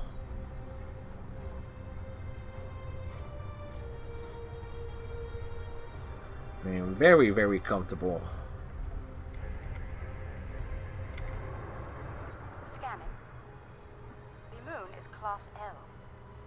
I'm picking up some ruins on the surface, some simple life forms. There's evidence of crude attempts at terraforming, but no signs of a protomatter detonation. Looks like there was an attempted settlement on this planet, but the project was abandoned. By the look of these readings, it took place over a century ago. The probe we sent to the planet is active now. It's sending data back to us. Maybe we'll get more answers after we collect the data. What about the lore? I'm detecting incredible levels of radiation, atmospheric pollution, ruins of great cities, and... Oh my god, it's downtown Detroit. Based on these scans, I believe this is the planet Kentar, the original homeworld of my people. There are no signs of protomatter here. It seems Kentar was rendered incapable of supporting life long ago by the Kentari. A waste of life and potential. I can barely believe what I'm seeing. I've always wondered what became of them, and now I know. Most Lukari thought something like this would happen, but some of us hoped they would see reason and overcome it. It saddens me deeply to see otherwise. Yeah, the Kentari all had like bad orange skin and terrible hair. I suppose you have some questions for me. Who were the Kentari? Once we were all Kentari. Those who followed the teachings of the scholar Lukar came to be known as Lukari. The Kentari were obsessed with power and material wealth. Their pursuit of such things was destroying the people and the planet. The Lukari stood against those things, and for that, we paid a terrible price. See, I wasn't too far off with that description. I suppose you have some questions for me. Why did you leave your homeworld? There was a terrible schism between Kentari and Lukari. It ultimately led to civil war. We lost. In the final days of the war, most of us chose self-imposed exile over death or imprisonment. We gathered on our remaining ships and left Kentar forever. To this day, that event is known as the Great Exodus. I suppose you have some questions for me. You were surprised to find Kentar here. Why? Much about Kentar was stricken from our records, including its location. Only a few Lukari know of the homeworld. My crew and I were not among their number until now. It is a shameful matter that many of us would like to forget. It's a shameful thing. Lobster head.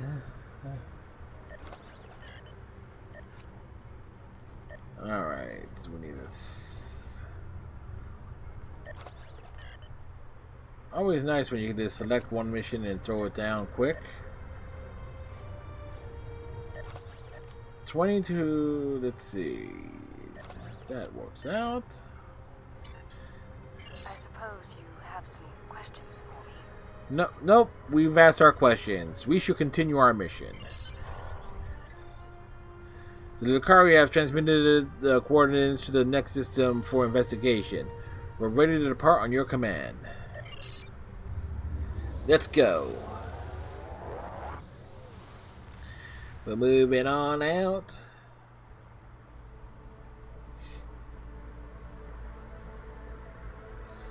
I'm reading the protomatter signatures detected by the Lucari. Preliminary scans indicate the event occurred within the last 24 hours. General Rodek is hailing us. There has been a large-scale battle in this system. We are analyzing the debris. It appears It was a very one-sided battle. Roughly a century behind our own. Preliminary scans indicate that the battle was very one-sided. Yep. I recommend we take a closer look at some of the nearby debris. Very well. Well, let's start with a scan of the debris ahead of us.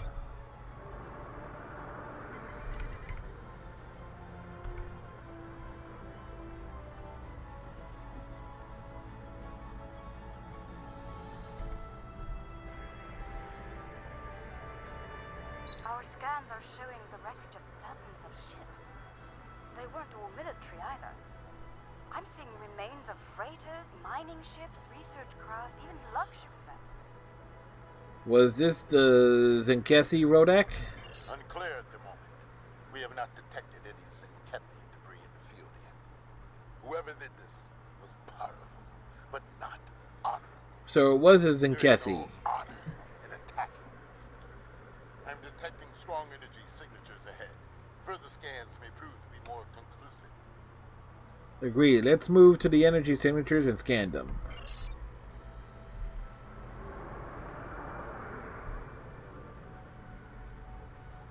Again. Moving at a modest pace.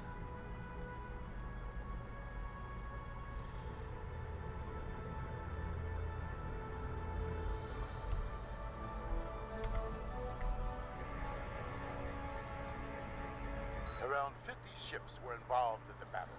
Many were lightly armed, if that.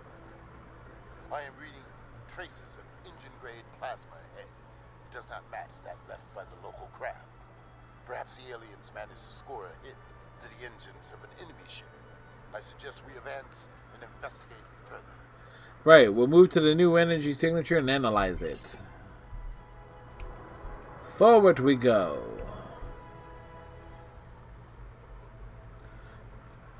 Best part about having a recliner, you can do the Captain Kirk pose.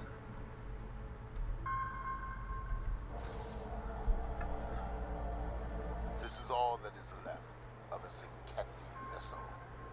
It appears the aliens detonated the warp core of one of their capital ships after ramming the Zenkethi at full impulse. They fought with honor. For them, it was a good day to die. Tell me more about the Zenkethi, General. They are reptilian, territorial, and aggressive. In battle, they are ruthless and devious. If they fought with honor, they would almost be respectable warriors. They fought the Empire and the Federation and lost. It appears they are preparing for another war. But with whom? I dislike riddles. Let us get to the truth of these attacks. The sooner, the better.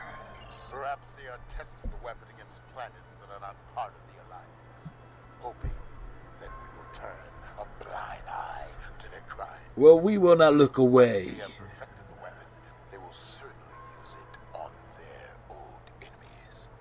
And their list of enemies is long. We should continue our investigation. There may be more clues in this area. Right, let's continue to scan the area.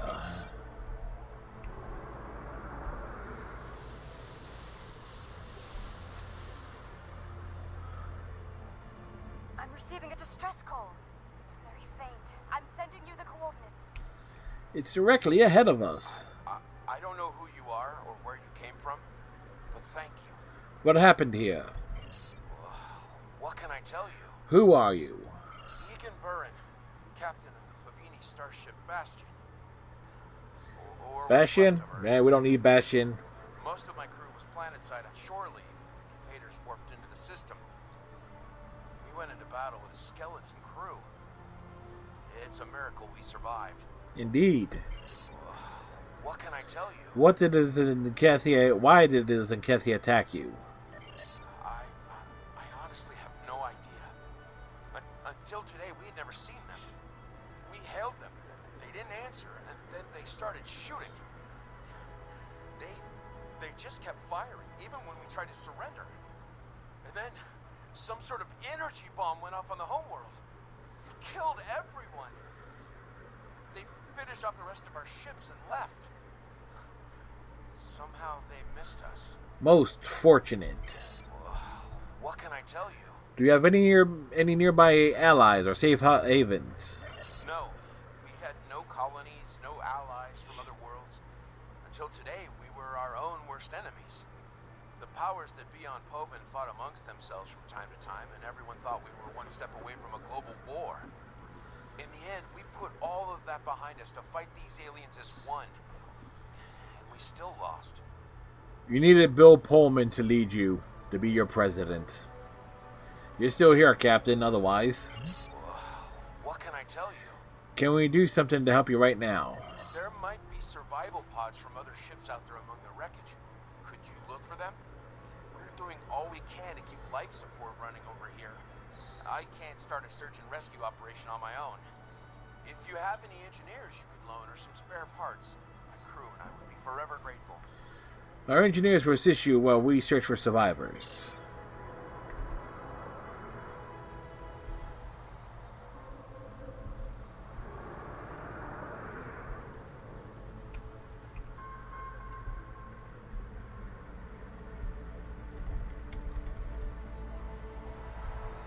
Someone heard.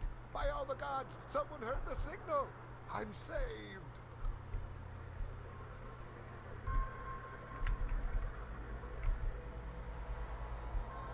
I thought no one would come. Thank you, strangers. Thank you.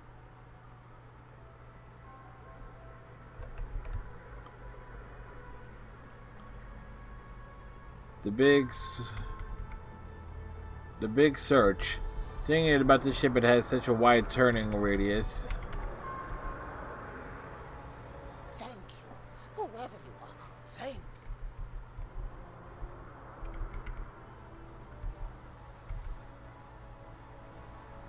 Thank you again. May we seek asylum among your kind? Please, we don't have anywhere else to go. We're sending you to the location of Starbase K-13. It's not far from here. I've confirmed the captain's story. The planet nearby was hit by a proto-matter blast.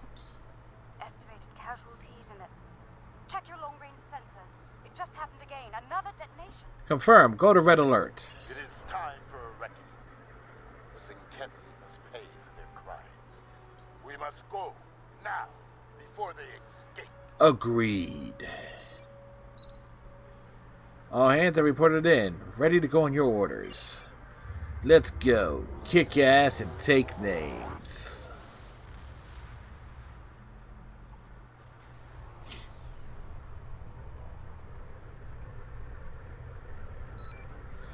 Now entering the Jokor system. Sensors indicate the presence of pre-industrial civilization on the planet ahead. Its moon shows signs of recent protomatter detonation. I'm detecting Zenkethi life signs on the planet. We must be preparing another bomb. Whatever the Zenkethi are doing now, we need to stop it. Tactical advice. Target their cruisers first, if possible. The support they provide to their allies is difficult to deal with, as long as they are active. Now is not the time to sit and chew ligament. Yes, it is. We should strike now, before they can destroy another planet. Very well. Whatever the Zenkethi are doing... Let's get to the planet and stop them.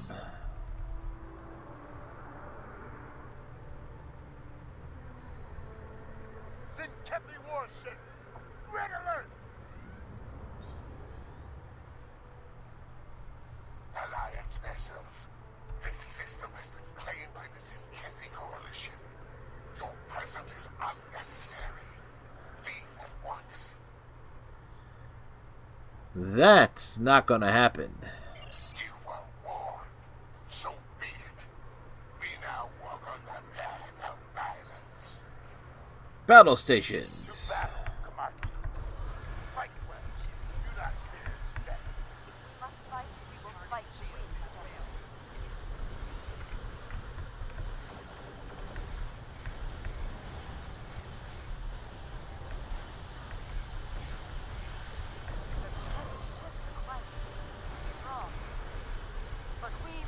wrong?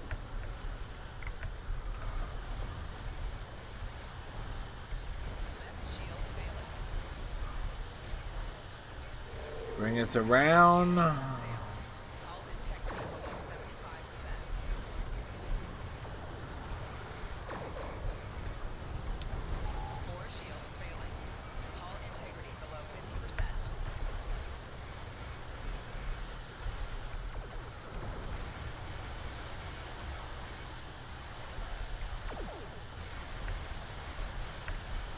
We use our beams as a way to bring them down.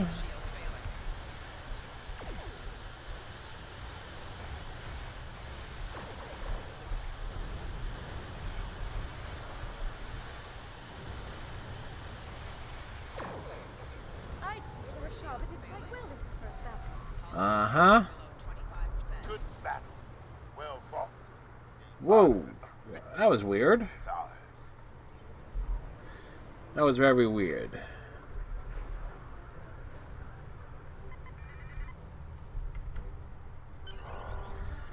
We can beam an away team closer to Zinketsi position. They're currently far from many of the settlements we've detected on the surface.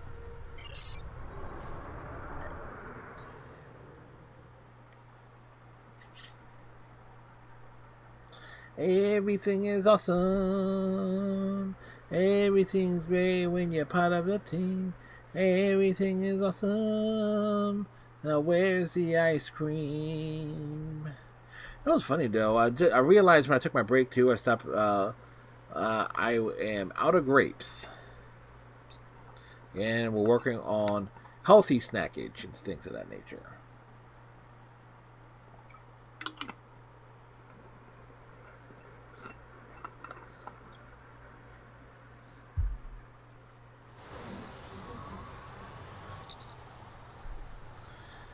I believe the Zinketsi are using some type of jamming technology to conceal the protomatter bomb from us.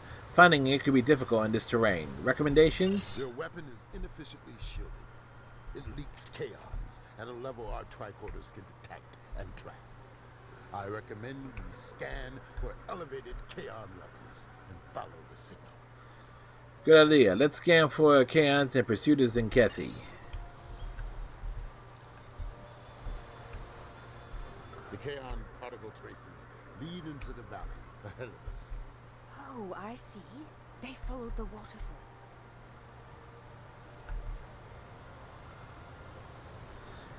Don't go chasing waterfalls, sticking to the rivers and the lakes you are used We should take another set of to. scans to get our bearings.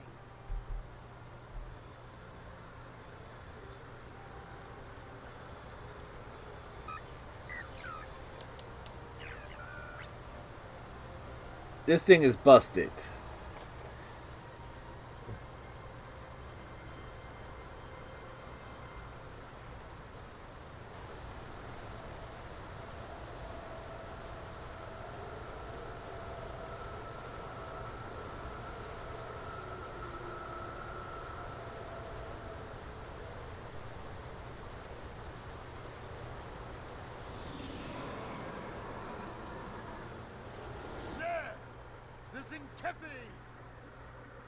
They're big and angry. And ugly. But welcome to the path of the wild side.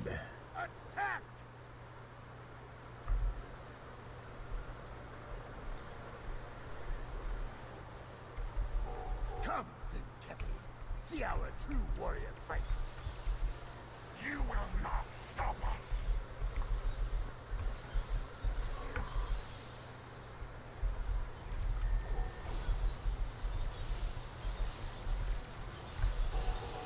Flanking damage detected.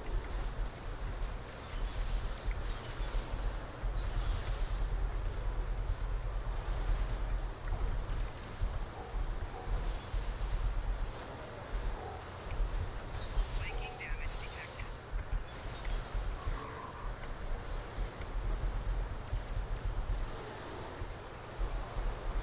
So, there are some Zinketsi with a taste for battle.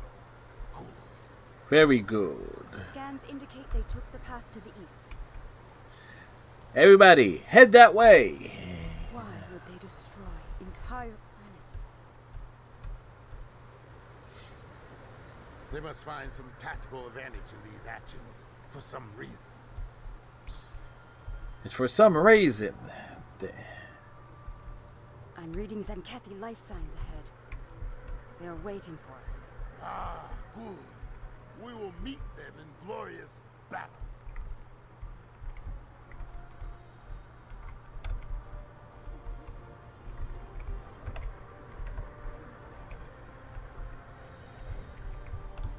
Wait, what?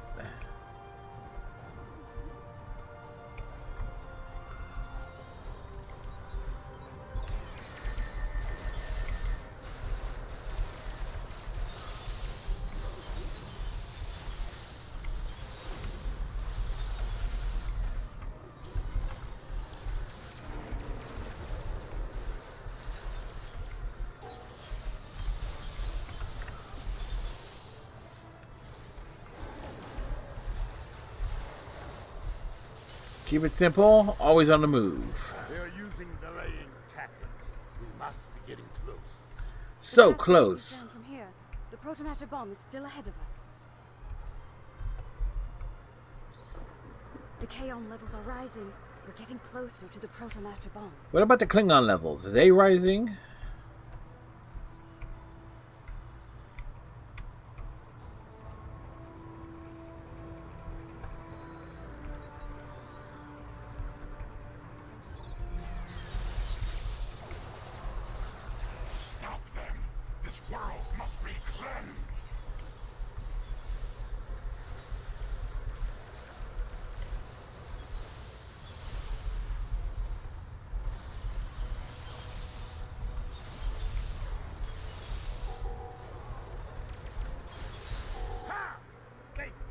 Like cornered rabbit tar. I can smell their fear. There, just ahead. I see guards. We must be close. We see guards. Whoa!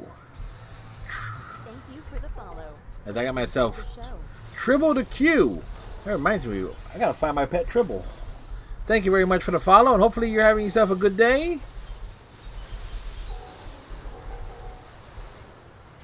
Welcome to Star Trek Online Thursdays.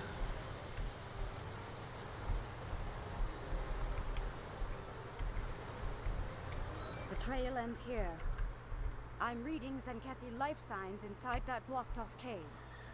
Blasting through all that rock would take time. Time we don't have. I'm reading a tunnel behind that waterfall. One that leads to the cave. We must move quickly. Let's finish this. Follow the tunnel behind the waterfall into the cave. Move swiftly, and we I knew there was something. I knew I was going the wrong way. Run up the ramp, over the hills. Look, they've set up the protomatter bomb in here. But we'll need to clear the Zankethi from the cave before we can do anything about the bomb. They only left a few guards. Agreed. Take the Zankethi down and secure the cavern. Some members of my crew got really aggressive. I always hate this part.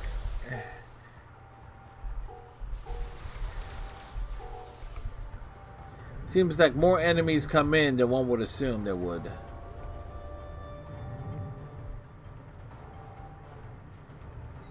Oh my. That is a huge protomatter matrix. It's controlled by 3 regulator consoles, all active and cycling towards detonation. I can shut it down, but I need time. Cover me while I work. We've got your back. Shut those bombs down. More Zankethi. Defend the Lakari. Shutting down Pylon Alpha. What about the Cylons? For honor. For the Empire. Hence why I have been calling these streams Glory for the Empire.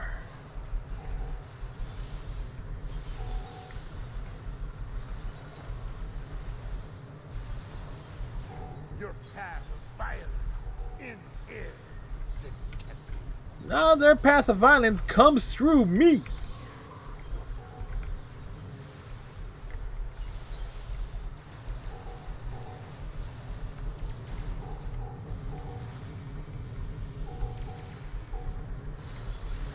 Soon, victory will be ours. Keep fighting. All right, Stewie, let's go.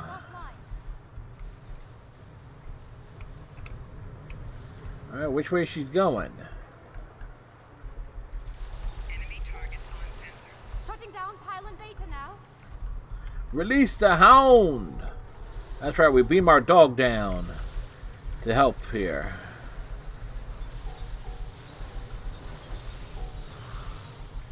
My big question is, though, if these things are cycling down towards the countdown, shouldn't it go off because you're not getting to the third one fast enough?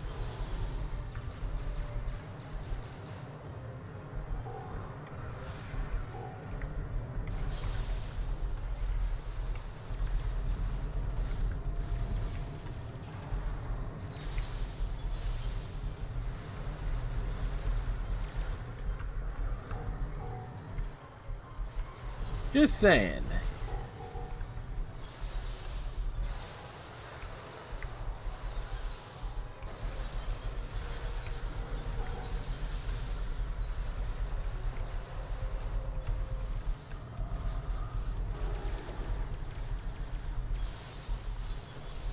Pylon beta is shut down.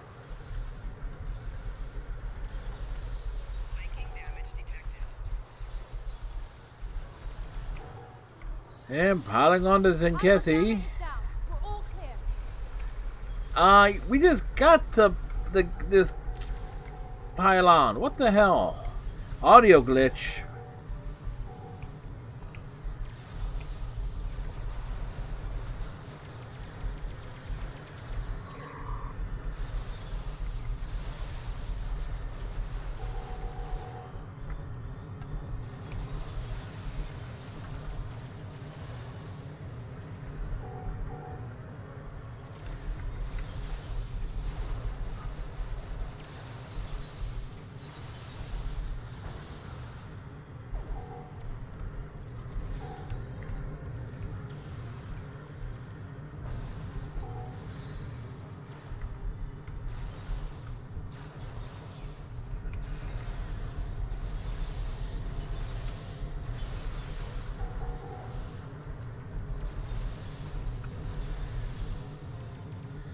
You know, this mission, they might want to rework this a little bit. Give a better indication of the timers and such. Unless, of course, there's a Zenkethi over there messing with it. That's the only thing I can think of as to why it would... we'd see the things drop down.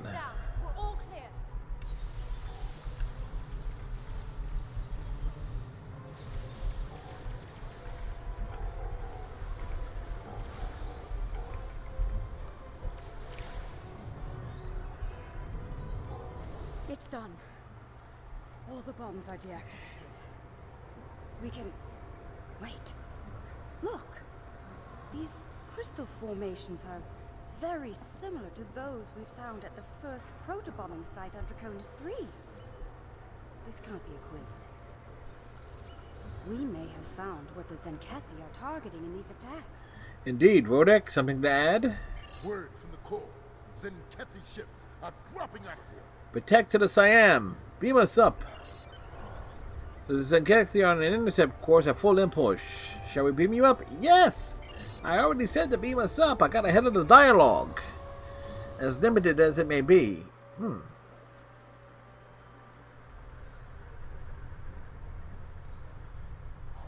The Zenkethi command ship is hailing us.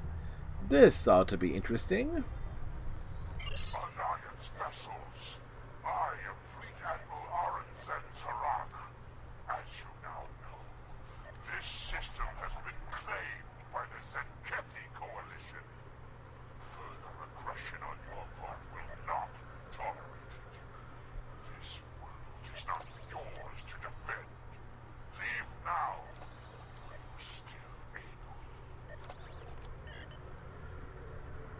Rodek, you got something to say? We do not recognize your claims, said Kathy. Your forces have murdered millions. If you are the leader here, it is you who will answer for these crimes. We're not going anywhere until this is over. Then your choice is made. A path of violence. It is what I have walked many times, without fear, without remorse. Come, let us walk it together. Fight now for honor and glory. Kabah!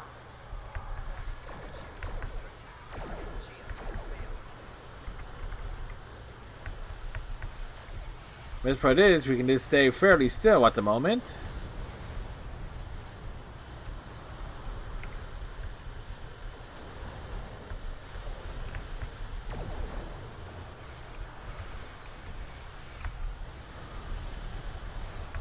And just pick things off.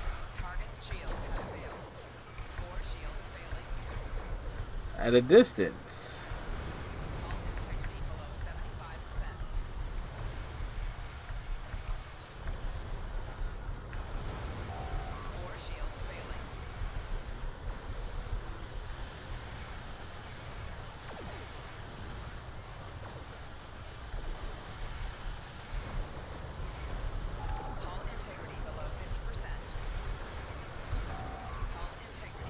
Well, ramming it didn't work.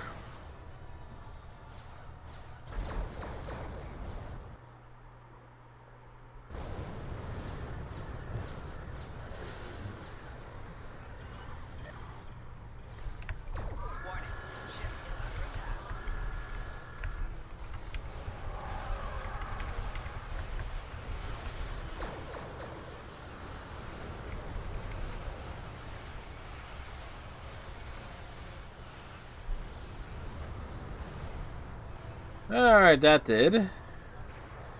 Yeah, he thought it was all big and bad, but he wasn't big and bad.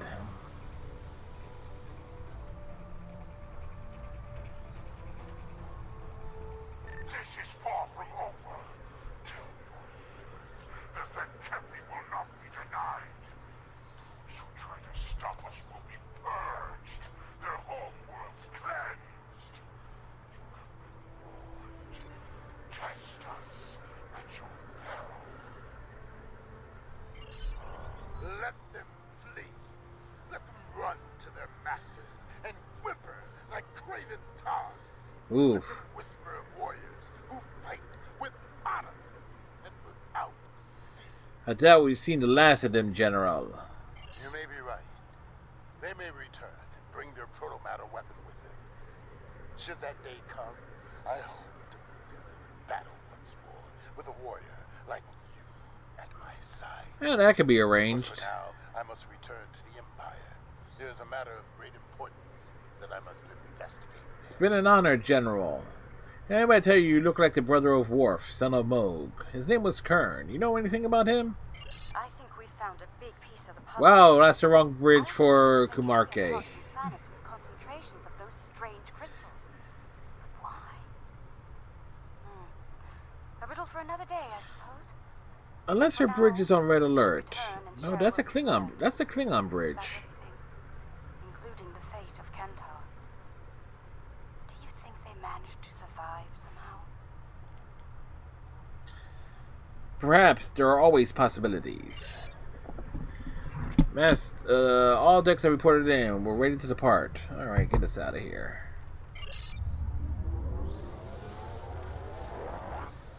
That's like seeing a loose thread or a string.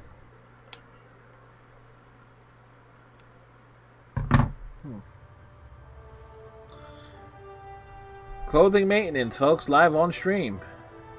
So it is true. The Zenkethi have a protomatter bomb. Of course, it is a coward's weapon, but no one can deny its power. What happened to those planets could happen to any world in Alliance space, even Kronos. The Empire needs to learn more about this weapon and how to stop it. We need to know more about these crystals you mentioned as well.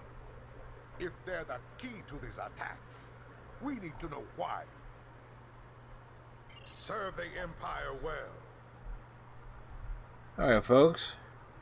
We're gonna switch over to my main tune, and we're gonna do a couple of task force operations.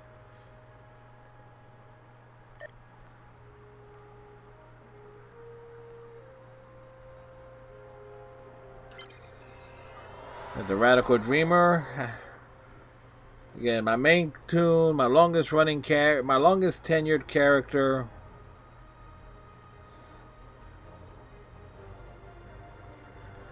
I also want to check. Actually, I also want to check something too, because there's certain things got remastered.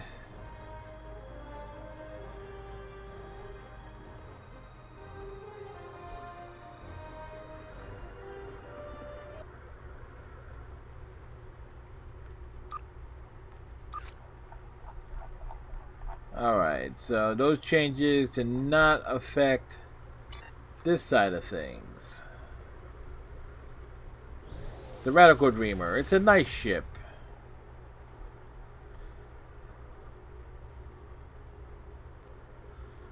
Alright.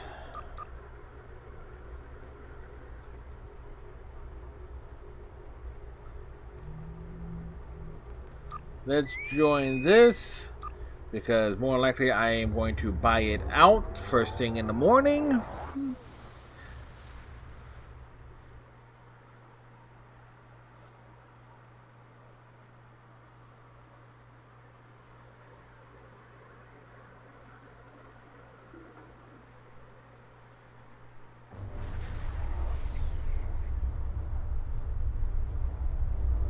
Captains, it is with solemn purpose that we ask you to partake in this simulation.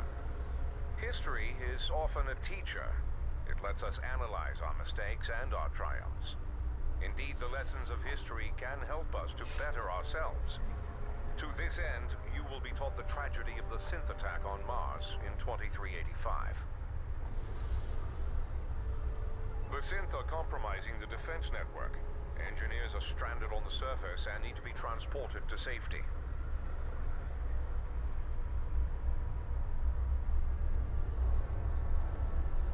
Rescued engineers can be beamed to transport vessels. The transports will rendezvous back at the orbital habitat to load additional refugees for evacuation. Engineers can also be transported to mothballed starships. The synth are turning the defense net against targets on Mars to assist in the fight. Once resisting the synth advances no longer tenable, evacuate the engineers and the outer perimeter as they make their way to the navigational beacons and warp out of the combat area.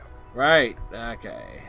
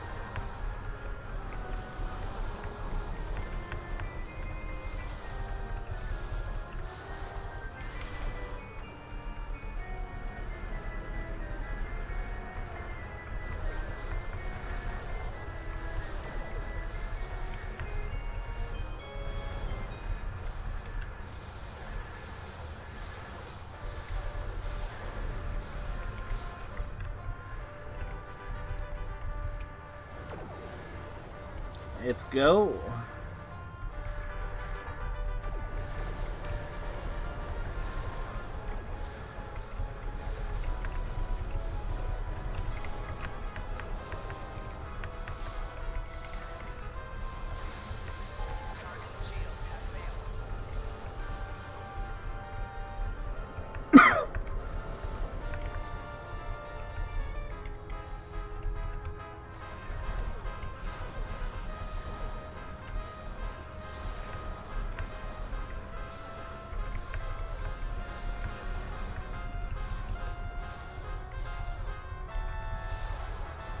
It's almost like a battle royale type thing. The defensive circle is going to get smaller.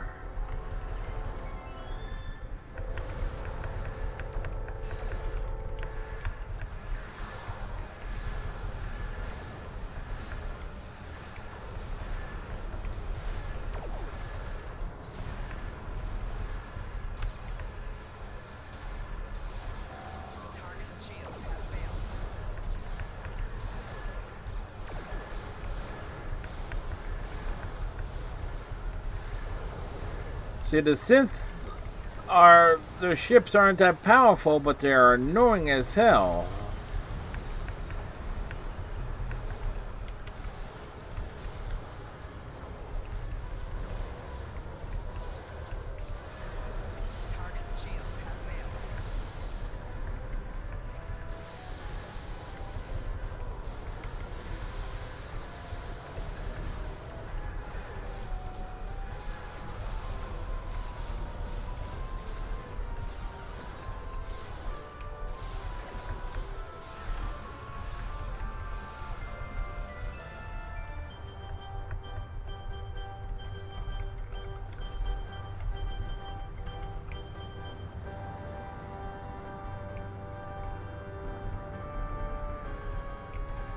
Alright, we're out of... Defense satellites are turning to synth control. The operational area is about to get smaller. Picket ships, fall back to the next defensive perimeter. We can still rescue and get more ships in the fight.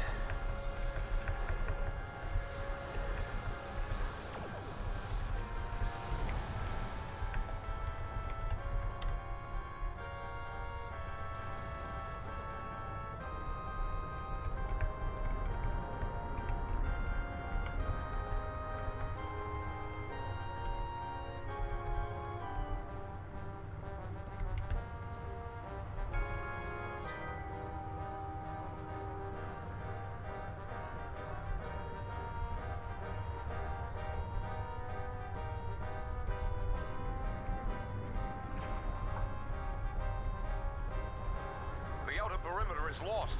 Fall back and rescue as many people as you can. Well, that was unfortunate.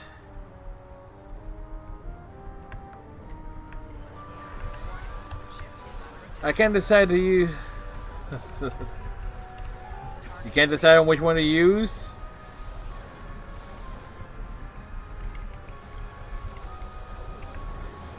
More than likely. I do try to redeem all the, you know, go do all the performances as I can. Come on.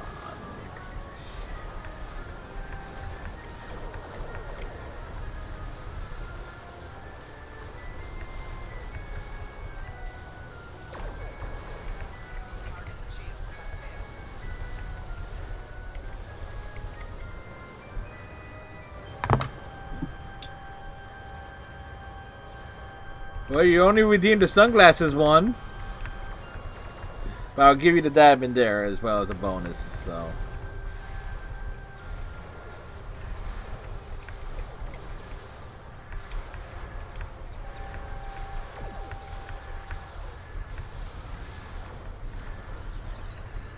So we're doing the rest of this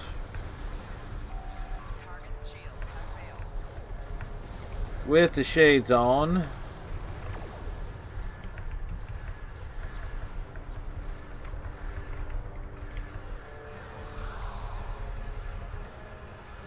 Yeah, I doubt that.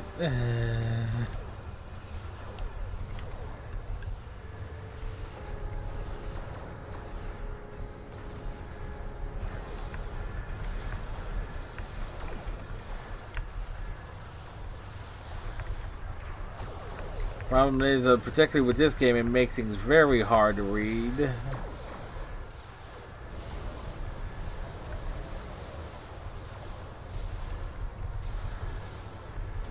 Come on.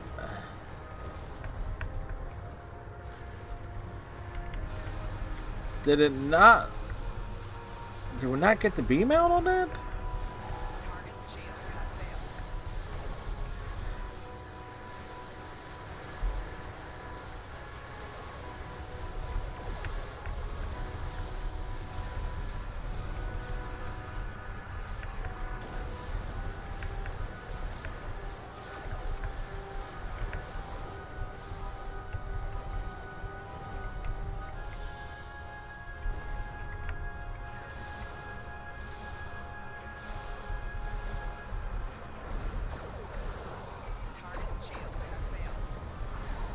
satellites are coming under synth control. Operational area is approaching 50%.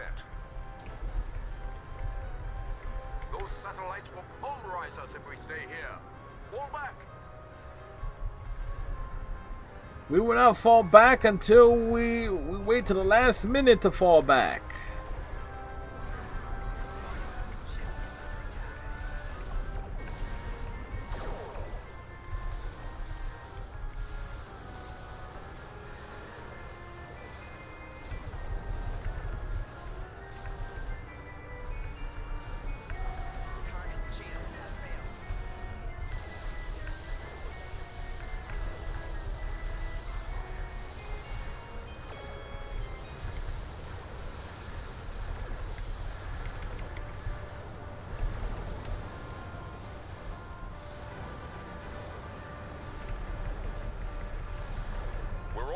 Out of ships to bring survivors to. Bring any additional crews to the station and beam them over. It's only a matter of time before the defense net destroys everything on the surface. Beam up any remaining survivors and get them to the safe zone. There is no safe zone.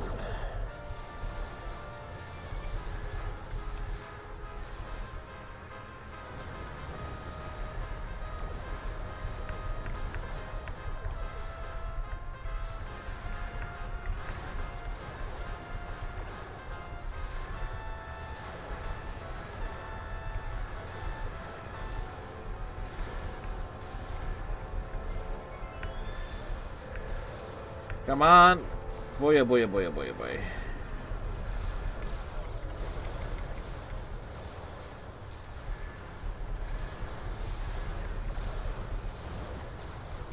When I get another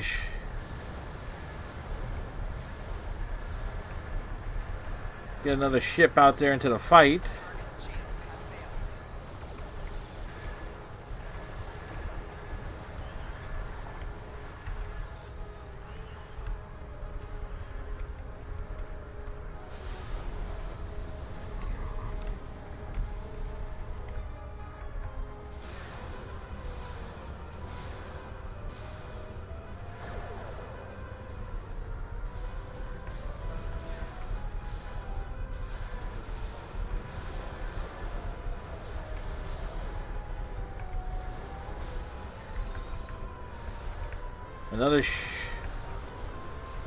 Another ship in distress.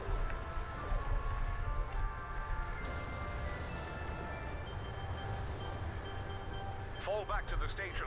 The safe zone is only 15 kilometers in radius.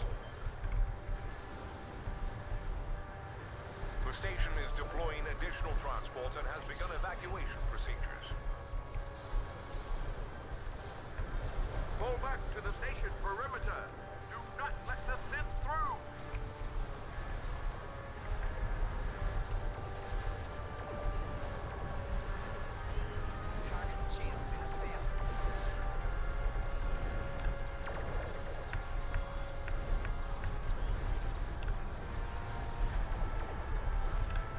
Beam over the last crewman that we were able to save.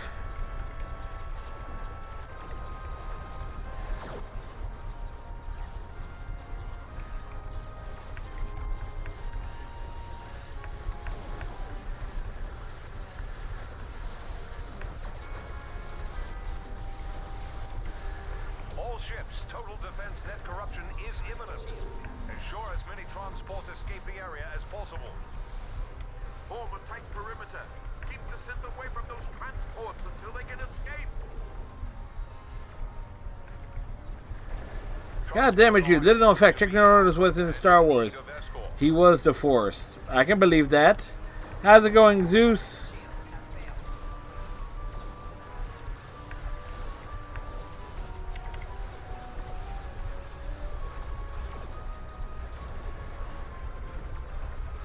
There are transports en route to Beacon Beta. A problem is I can't... Okay, that's...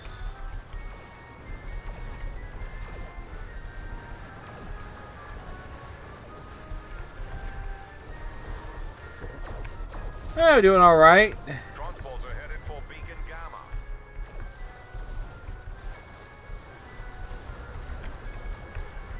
Can't complain too much.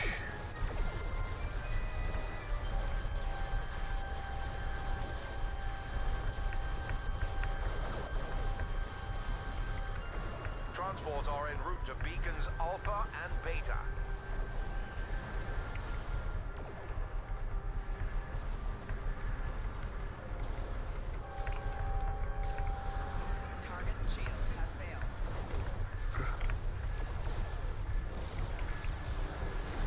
Trying to fight these things off. Partially blinded here.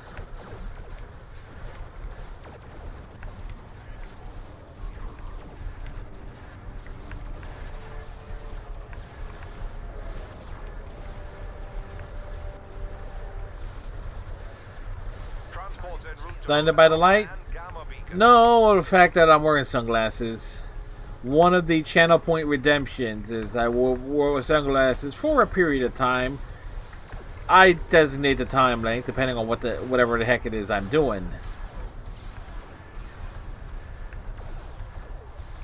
Transports are heading toward all beacons. Keep those vessels safe. So think of it as like a challenge. Most people have like an eye patch or a blindfold redemption. Me, I have the sunglasses redemption. And so these are orange tinted, and so they're basically anything that's reddish, kind of problematic to see.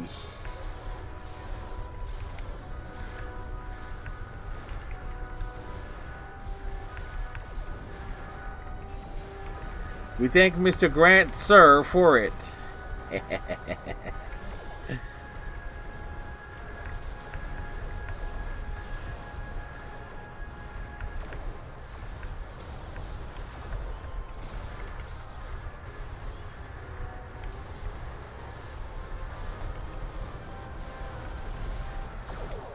What I need to do is actually, you know, next time I order anything, I gotta get me like a little egg timer or something.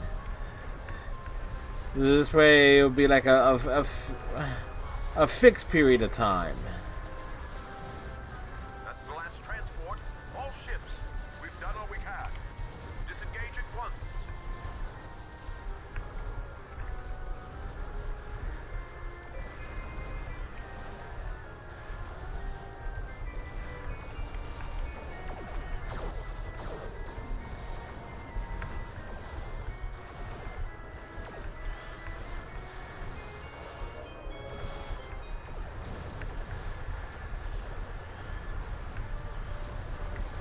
Come on, kick butt, take names, all that jazz.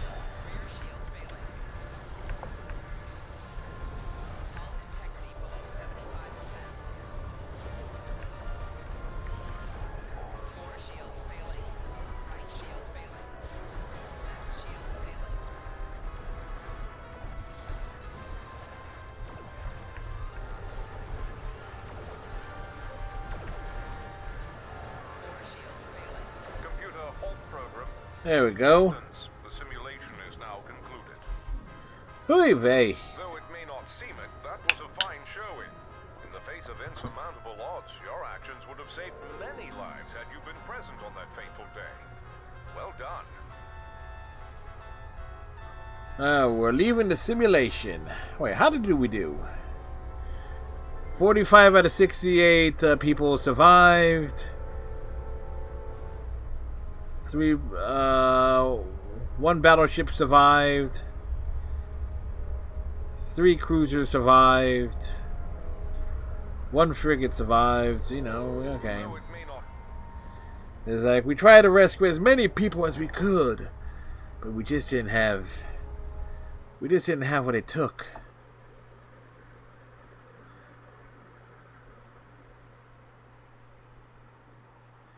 All right, folks.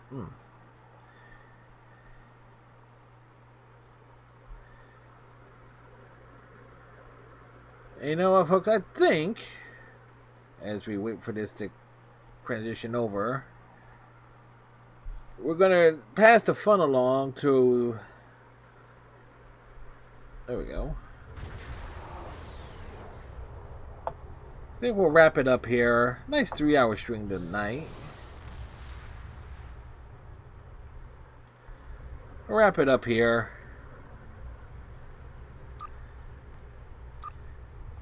And we'll, as I know, tomorrow night we are going to be having some sort of form of nonsense with Among Us. That should be fun. We're going to raid or attempt to raid the F and Dante Savage raid message. If you want to copy and spam that when we get over there, because raid alerts don't always work anymore because we are a tiny channel. And I have no clue how many are here at the moment. Again, so I hope everybody has themselves a good night. Tighten your friendship bracelets. Watch your hang down. Have a great day tomorrow. If you're heading out, stay safe. And we'll see you later. Bye.